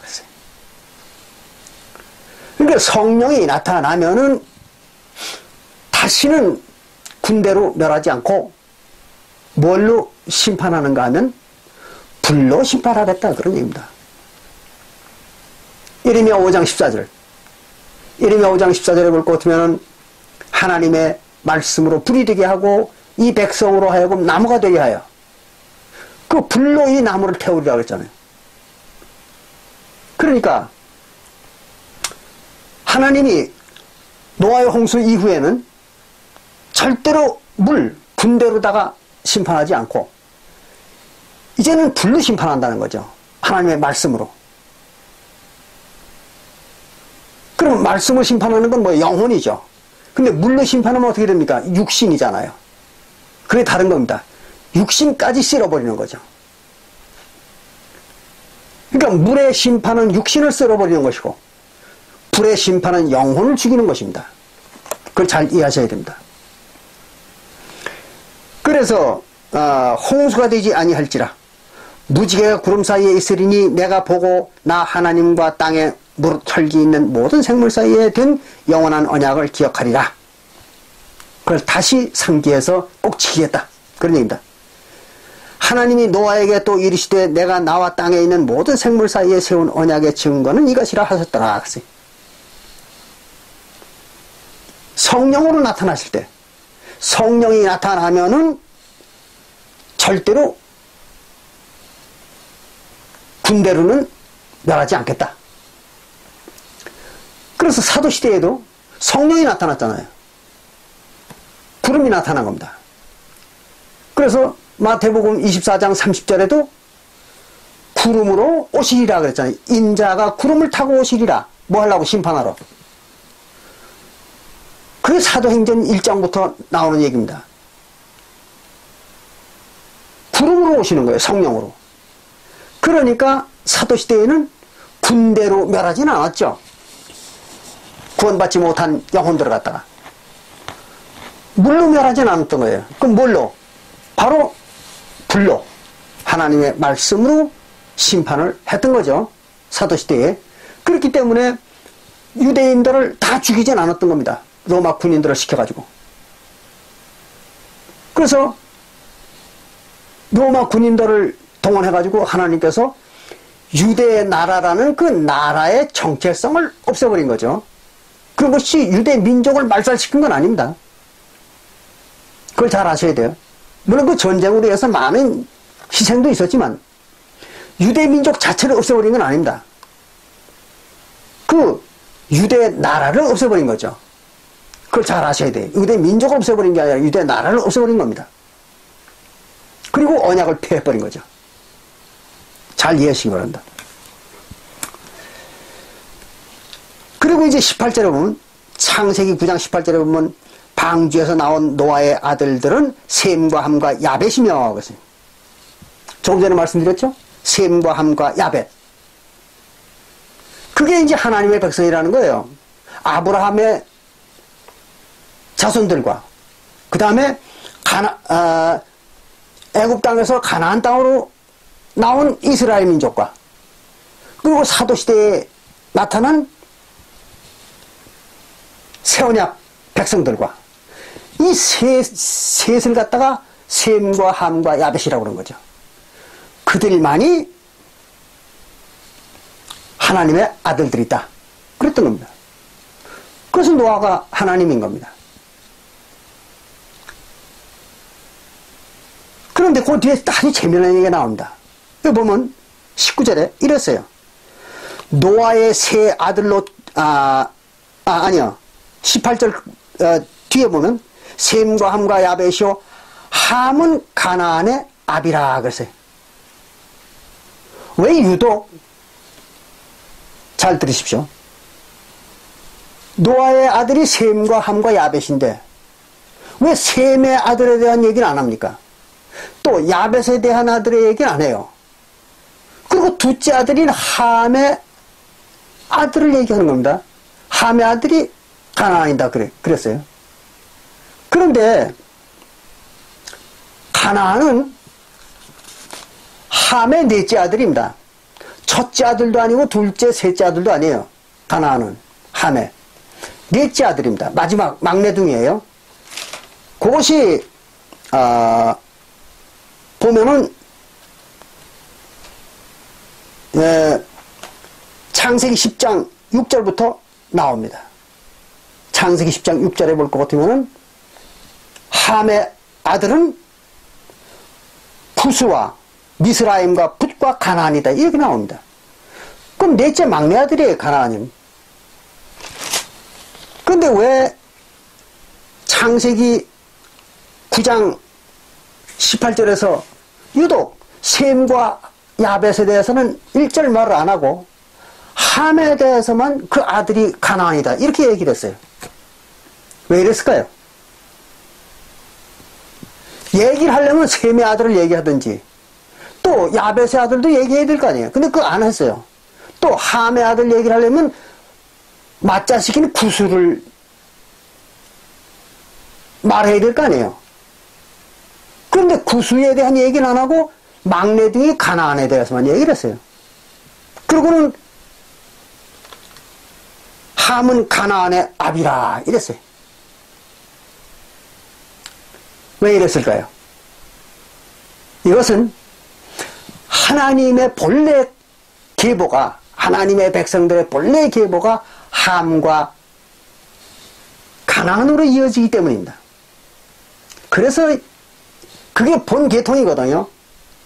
함은 아까도 말씀드린 것처럼 애굽에서 나온 이스라엘 민족이잖아요. 즉 이스라엘 나라잖아요. 그걸 함이라고 그러잖아요. 이제 그 다음에 함이 가나안에 들어와가지고 뭐가 됐습니까? 가나안이 된 거죠. 가나안 민족이 된 거죠. 그래서 함의 아들을 가나안이라고 그럽니다. 그런데 재미난 것은 함의 아들이 가나안한 사람이 아니잖아요. 함의 아들은 첫째가 구스요, 그 다음에 미스라임이요, 그 다음에 붓이요, 가나안입니다. 그럼 왜 그 함의 아들이 바로 가나안이 되어야 될 텐데, 붓과 창세기 10장 6절에 함의 아들은 구스와 미스라임과 붓과 가나안이라고 했어요. 왜 이랬을까요? 그것은 이런 것입니다. 함은 가나안에서 나온 이스라엘 나라잖아요.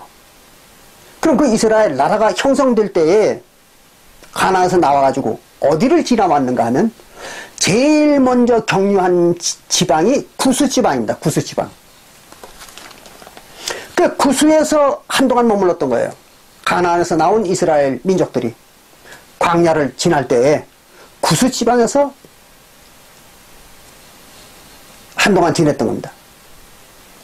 그래서 그럼 그들이 구스 지방에서 지냈다는 걸 어떻게 알 수가 있느냐 그러면은요, 모세에 대한 이야기를 여러분들 들어보셨는지 모르겠습니다. 우리가 모세의 얘기를 들어보면 모세가 구스 지방을 지날 때에 거기서 여인을 하나 취했습니다. 첩을 얻었던 거예요, 모세가. 근데 구스 여인입니다. 구스 지방에 살던 민족, 구스 민족의 여인을 취했습니다. 첩을 하나 얻었던 거죠, 구스 여인을. 그랬더니 모세 형 아론과 그리고 그 여동생, 모세 여동생 미리암이 아주 그걸 막 비판했던 겁니다. 왜 구스 지방의 여인을 갖다가 첩을 얻느냐? 이방이잖아요, 구스 지방은. 그래가지고 크게 모세를 갖다가 책망했던 일이 있습니다. 오히려 모세의 본부인인 십보라는 뭐 불평 안 했어요. 이상하잖아요. 모세의 부인 십보라는 불평을 안 했습니다. 근데 그 형 아론과 미리암이 아주 크게 불평을 했던 것입니다. 그랬다가 하나님으로부터 책망을 받았죠. 그게 이제 구스 여인입니다. 그럼 구스 여인을 모세가 취했다는 얘기는 무슨 얘기입니까? 결국은 구스 지방을 거쳐서 가나안으로 들어왔다는 얘기죠, 이스라엘 백성들이.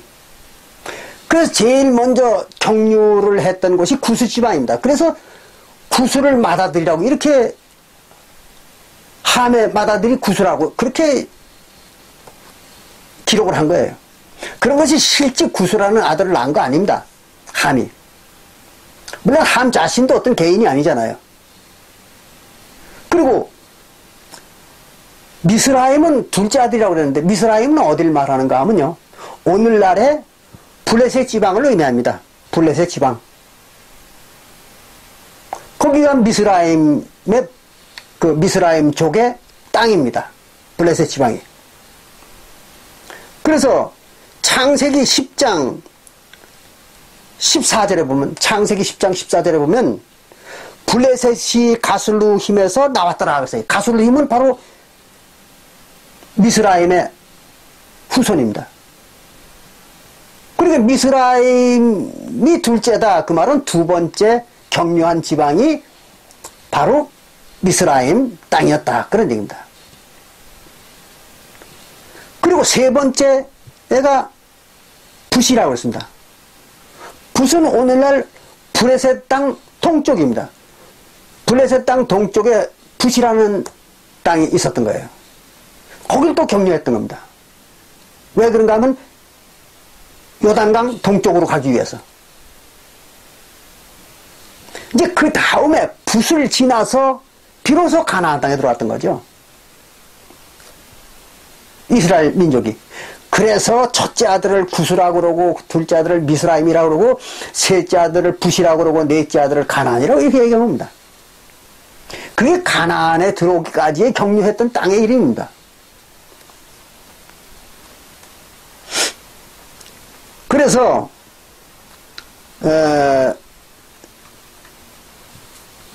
창세기 10장 20절에 보면, 창세기 10장 20절에 보면 이들은 함의 자손이라, 그래놓고 함의 자손이라 그래놓고 각기 족속과 방언과 지방과 나라대로 이었더라 그랬어요.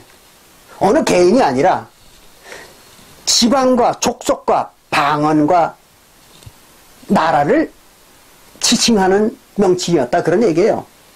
그러니까 무슨 뭐 함이라든지 야벳이라든지 또는 셈이라든지 또는 여기도 나오는 구스나 또는 미스라임, 붓, 가나안 이거 다 지방과 민족과 이런 것들을 말한 것이지 어떤 개인의 이름을 말한 것이 아니다. 그거를 이제 창세기 10장 20절과 또 31절에 명확히 기록하고 있습니다. 그런데도 불구하고 사람들이 이걸 몰랐던 거예요. 재미있는 얘기죠. 자, 이렇게 해가지고 다시 창세기 9장 19절로 넘어갑니다. 노아의 세 아들로 쫓아서 백성이 온 땅에 퍼지니라. 온 땅이 어디예요? 온 땅이라야 가나안 땅입니다. 가나안 땅을 온 땅이라고 이렇게 얘기한 거죠. 그래서 셈과 함과 야벳 그 세 아들들 그 누굽니까?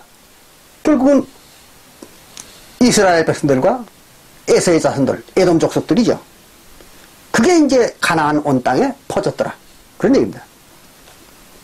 그 다음에 창세기 9장 20절에 보니까 노아가, 이건 재미있는 얘기가 나옵니다.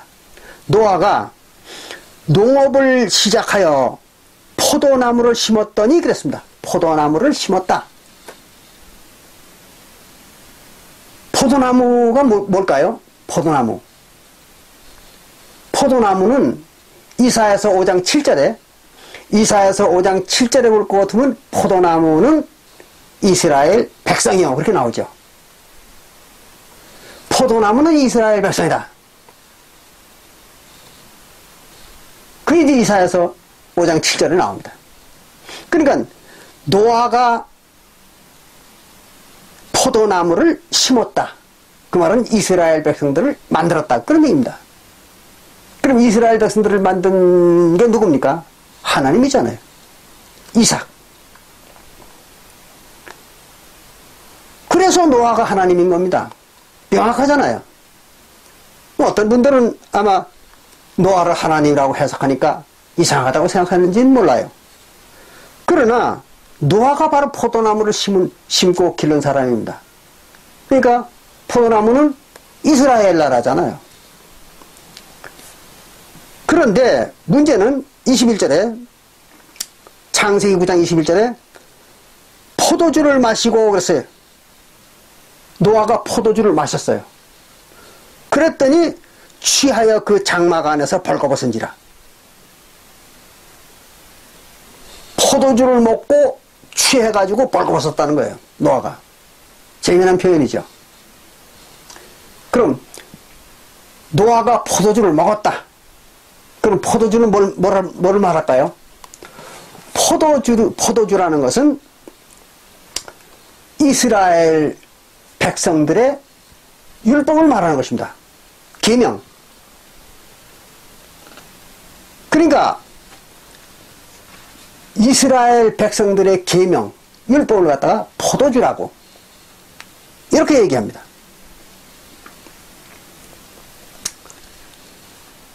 그걸 어떻게 알 수 있는가 하면 이런 얘기가 나옵니다.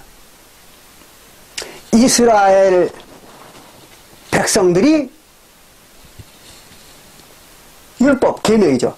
계명을 잘못 지켜가지고 비틀거렸다. 이스라엘 백성들이 계명을 지키지 못해가 잘못 지켜가지고 비틀거렸다. 또는 옆걸음 쳤다. 그런 얘기가 성경에 나옵니다. 어디 그런 말이 나오는가 하면요. 이사야서 28장 7절부터 8절에 나옵니다.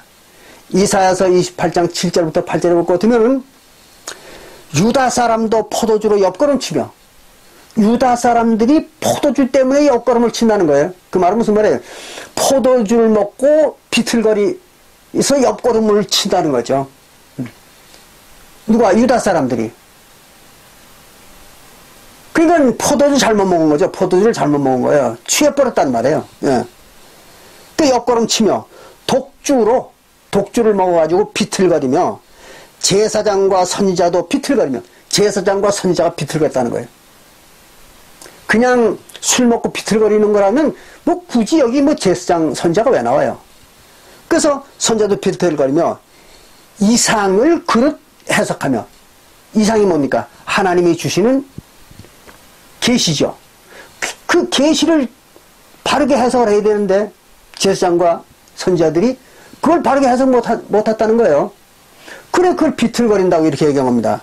그래서 이상을 그릇 풀며 재판을 실수하더라 그랬습니다. 재판도 제대로 못하는 거예요. 이스라엘 나라는 백성들의 재판을 제사장과 선지자들이 했잖아요.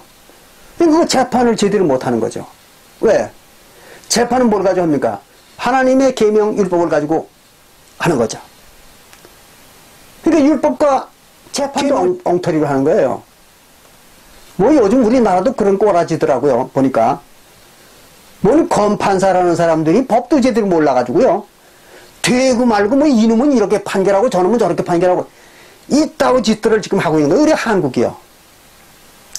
참 어처구니 없는 인간들이 이 나라를 좌지우지하고 있는 겁니다. 뭐 그 얘기는 더 할 수가 없습니다. 어쨌든 이렇게 비틀거린다, 옆걸음 친다, 포도주에 취했다는 얘기죠. 그럼 포도주가 뭡니까? 계명입니다. 율법. 그거를 잘못 먹으면 그걸 포도주라고 하는 계명과 율법을 바르게 먹고 소화를 해야 되는데 그걸 제대로 먹지 못해서 알지 못하니까 비틀거리는 거죠. 이랬다 저랬다 기준이 없는 거예요. 예. 바로 그걸 얘기하는 겁니다. 이해가 되시죠? 네. 그래서 포도주를 마시고 취하여서 그 장막 안에서 벌거벗었다 그랬어요. 벌거벗었다. 취했어요. 그러니까 지금 계명과 율법을 제대로 못 지킨 거예요. 알지도 못해요. 그래가지고 어떻게 됐습니까? 벌거벗었다는 겁니다.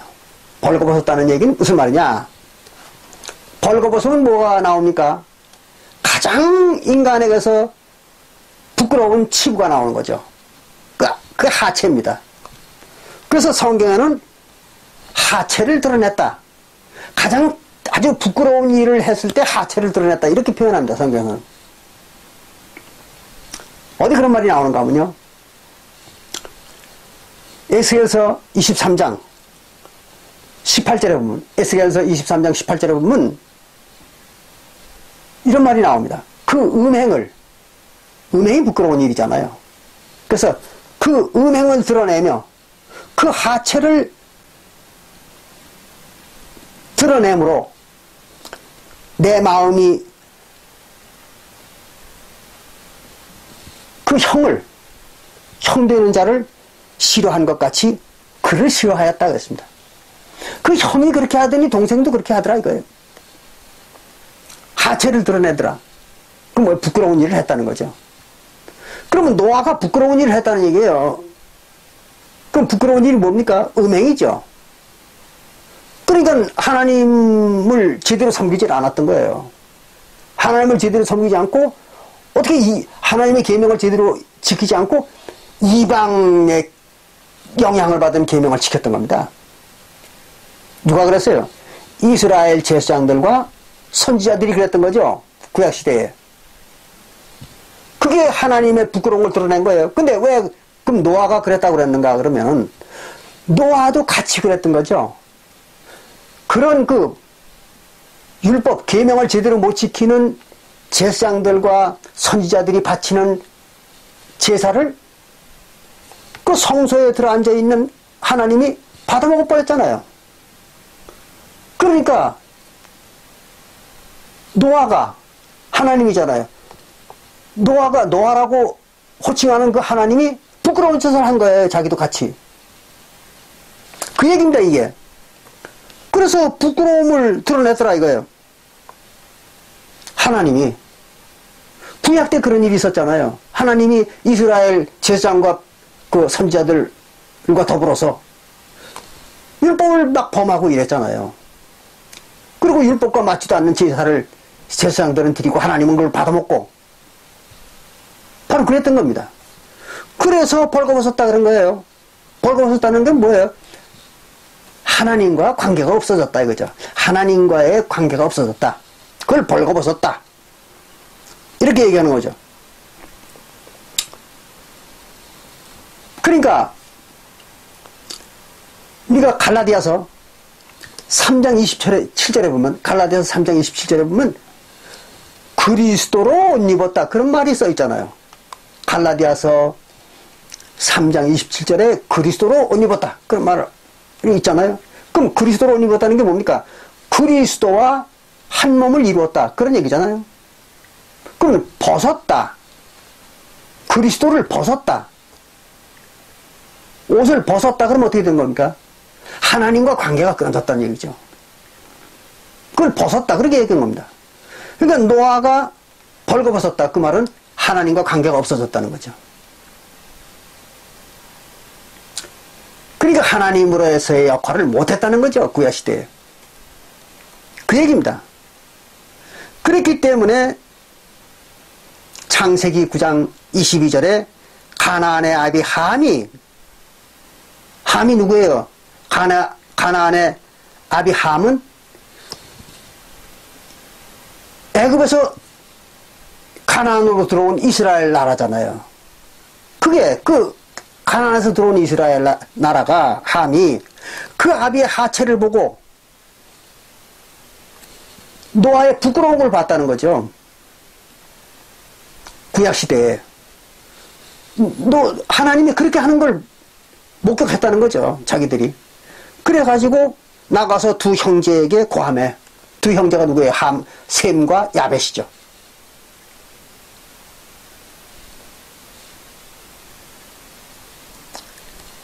이것은 이제 상징적으로 설화를 꾸며나가는 이야기예요. 그러니까 함과 야벳에게 자기들이 그걸 보여줬다는 거죠. 하나님의 모습을. 누가? 함이. 그랬더니 셈과 야벳은 누굽니까? 바로 셈과 야벳은 산자들이죠. 그게 어디 나옵니까? 마태복음 22장 32절에 나오잖아요. 마태복음 22장 32절에 보면은 아브라함과 이삭과 야곱은 산자요 그랬잖아요. 이게 누구예요? 셈족이죠. 그리고 그 뒤에 하나님은 죽은 자의 하나님이 아니요 산자의 하나님이다. 그럼 죽은 자는 누구예요? 이스라엘 백성들이죠. 그들에게는 하나님이 아니다는 거죠. 그리고 산자는 누굽니까? 새 언약의 백성들이죠. 그러니까 아브라함과 이삭과 야곱의 하나님이요 산자의 하나님이다. 그 말은 무슨 말입니까? 셈족과 야벳의 족속이다. 야벳의 하나님이다. 그런 얘기입니다. 이걸 잘 이해하셔야 됩니다. 그럼 누구에게만 하나님이 아니에요? 함족에게만 하나님이 아닌 거죠. 그래서 셈과 야벳이 이제 옷을 들고 들어가서 노아의 벌거벗은 걸 갖다가 가리는 겁니다. 그러니까 하나님의 부끄러움을 갖다가 치유하는 게 누군가 하면 셈과 야벳입니다. 그래서 셈과 야벳이 산자들이죠. 마태복음 22장 32절에. 이해가 되십니까? 조금 어렵습니다. 예. 이렇게 해서 셈과 야벳이 옷을 취해 자기들의 어깨에 메고 뒷걸음쳐 들어가서 아비의 하체를 덮으며 그들이 얼굴을 돌이키고 그 아비의 하체를 보지 아니하였더라. 셈과 야벳은 그 아비의, 즉 하나님의 부끄러운 걸 보지 않았다는 거예요. 그걸 따라하지 않았던 겁니다. 그래서 산자들이 된 겁니다. 그리고 24절에 노아가 술이 깨어 그 작은 아들이 자기에게 행한 일을 알고 이에 가로되 함이 한 일을 듣고 가나안은 저주를 받아 그 형제의 종들의 종이 되기를 원하노라 하시. 여기도 아주 묘한 얘기잖아요. 왜 함이 죄를 졌는데 함을 벌하든지 아니면 함과 그 자손들을 벌할 것 같으면은 그 함의 아들들을 다 벌을 해야죠. 그렇잖아요. 구스와 미스라임과 붓과 가나안을 다 벌을 해야죠. 그런데 유독 가나안에게만 저주를 퍼붓던 거예요. 하나님이. 왜 그랬을까요? 앞에서도 말씀드린 것처럼 구스라든지 미스라임이라든지 붓이라든지 이거는 이민족이잖아요. 그 이민족의 땅이잖아요. 그럼 거기 저주할 게 없지. 저주할 게 없죠. 그들의 저주에 무슨 소용이 있겠습니까? 다 죽은 자들인데. 그러나 가나안은 하나님의 백성이잖아요. 그래서 가나안에다가 저주를 퍼본 겁니다. 하나님께서. 그래서 가나안이 저주를 받았던 거죠. 그래서 가나안이 누굽니까? 이스라엘 민족이잖아요. 그래 이스라엘 민족이 저주를 받아가지고 단 한 사람도 산자가 되지 못하고 전부 죽은 자가 됐잖아요. 율법을 못 지켜 범해가지고. 그래서 이스라엘 백성들이 율법을 범해가지고 다 죽으라고 모세율법을 준 거 아닙니까? 그게 저주죠. 바로 이 얘기입니다. 그래서 가나안을 저주했다 이렇게 기록한 겁니다. 잘 이해하시기 바랍니다. 그리고 창세기 9장 26절에 또 가로되 셈의 하나님 여호와를 찬송하리로다. 셈의 하나님. 그 무슨 말이에요? 아브라함과 이삭과 야곱의 하나님이라는 얘기죠. 마태복음 22장 32절 얘기입니다. 그를 찬송하리로다. 가나안은 셈의 종이 되고 그랬어요. 가나안은 셈의 종이 된다. 하나님의 백성이 아니니까 종이 될 수밖에 없는 거죠. 종이 되고 하나님이 야벳을 창대케 하사 셈의 장막에 거하게 하시고 그랬습니다. 셈의 장막에 거하게 한다. 그 말은 무슨 말이에요? 셈의 장막에 거한다는 얘기는 야벳이 즉 세언약교회죠. 사독교회 성도들이 셈의 장막으로 들어간다. 그 말은 아브라함의 자손이 된다. 그런 얘기입니다.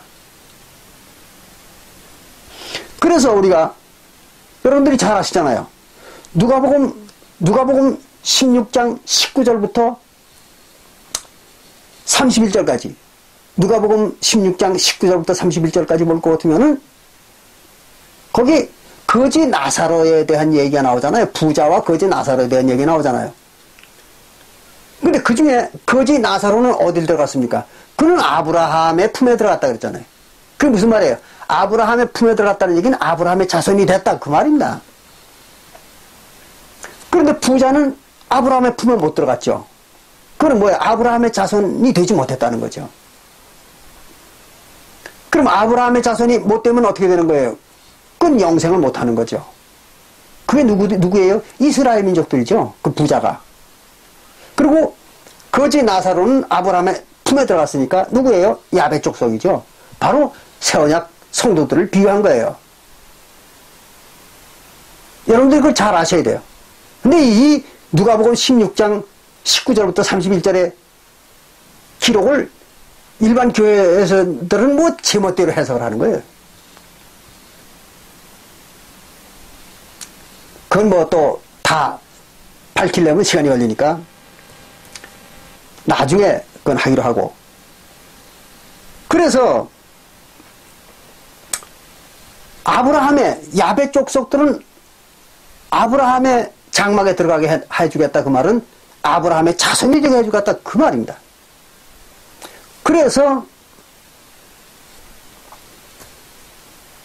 시브리서 2장 16절에 보면 시브리서 2장 16절에 보면 모든 천사를 다 구원하려고 하는 것이 아니라 아브라함의 자손들을 구원하려 한다 이렇게 기록하고 있잖아요. 그게 무슨 말이에요? 이스라엘의 모든 백성들을 구원하는 게 아니고 하나님은 아브라함의 자손만 구원을 준다. 그러니까 구원을 받으려면 아브라함의 자손이 돼야 돼요.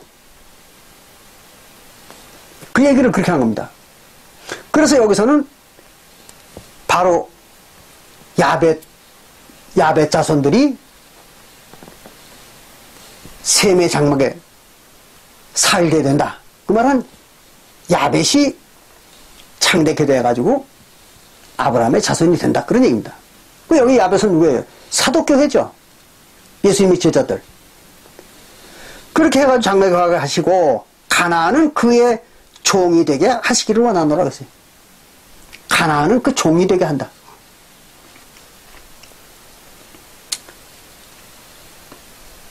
그래서 우리가 갈라디아서 4장 20절부터 26절까지 보면 갈라디아서 4장 20절부터 26절을 볼 것 같으면은 거기 그런 말이 써 있잖아요.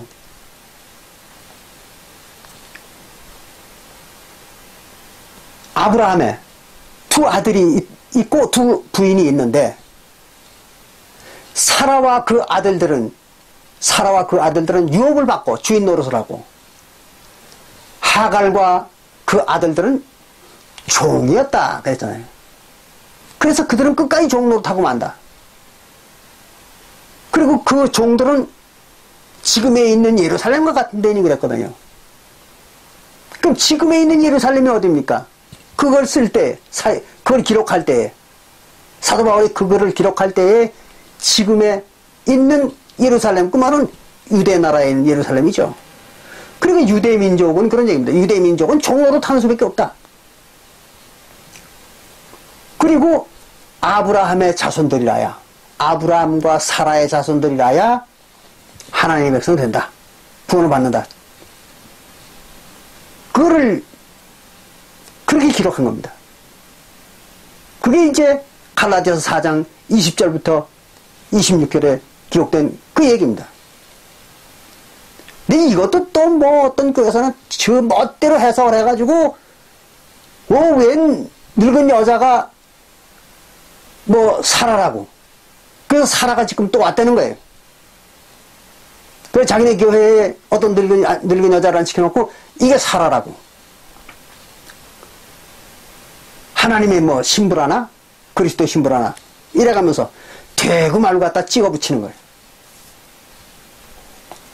한심한 인간들이죠.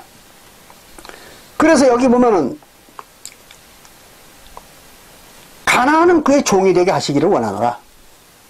그래서 그 이렇게 저주를 했어요.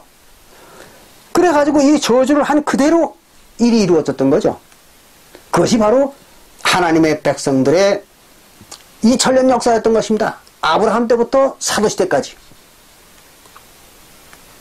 그게 이제 바로 창세기 9장 25절부터 27절에 기록되어 있는 그 하나님의 저주한 그대로 이루어진 거죠.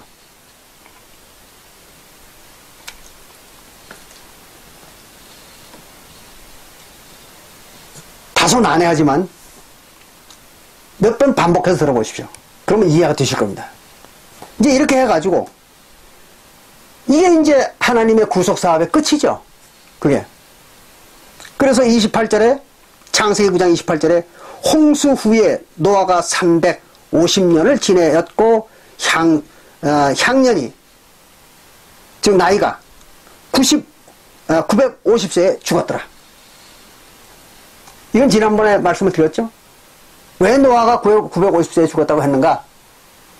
그 말은 노아가 하나님이잖아요. 하나님이 950년 동안만 이스라엘 왕노릇했던 거죠. 언제부터? 아브라함 때부터. 이삭 때부터죠. 이삭 때부터 사울왕 때까지. 그게 950년이었던 겁니다. 그랬다가 이스라엘 백성들이 사울왕 때에 와가지고 사무엘 시대에 사울왕을 세우면서 하나님을 왕의 자리에서 내쫓았던 겁니다. 그래서 하나님이 왕자리를 뺏긴 거예요. 그래서 하나님이 죽었다. 그렇게 말한 겁니다. 근데 하나님이 죽긴 죽었지만 좀 치사하게도 하나님이 이스라엘 민족의 왕자리에서 쫓겨났으면서도 미련을 못 버리고 그 이스라엘 민족에게 미련을 못 버리고 사도시대까지 천몇백 년 동안 계속해서 그 주위를 맴돌면서 이스라엘 백성들을 돌봐주다가 나중에 가가지고 사독교회라는 아들을 얻게 되는 것입니다. 좀 어떻게 보면 하나님 좀 치사하죠. 그렇지만 그 하나님도 역시 자손을 사랑하는 그 사랑 앞에서는 자기의 자존심도 초계같이 버리는 것입니다. 이게 바로 부모와 자식 간의 사랑입니다. 그렇게 해가지고 천몇백 년 동안 참 하나님이 누차 이스라엘 백성들더러 돌아오라 돌아오라 내게로 돌아오라 그렇게 눈물겨운 세월을 보냈던 것입니다. 그랬다가 사도시대에 와가지고 그 소원을 성취해가지고 사독교회를 아들로 얻었던 것입니다. 아주 아름답고도 가슴 찡한 그런 그 스토리죠. 하나님과 그 자손들에 대한 스토리가 그렇게 이어진 것입니다.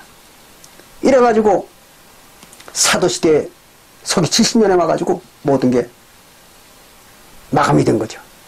다만 그 후에 이제 남아있는 문제는 바로 이제 에세의 자손들의 문제가 남아있었던 것입니다. 그건 또 설명을 하려면 한참 걸리니까 오늘은 노아와 그 홍수에 대한 얘기를 여기까지만 하고 마치기로 하겠습니다. 다소 난해했더라도 잘 이해해 주시기 바랍니다. 감사합니다.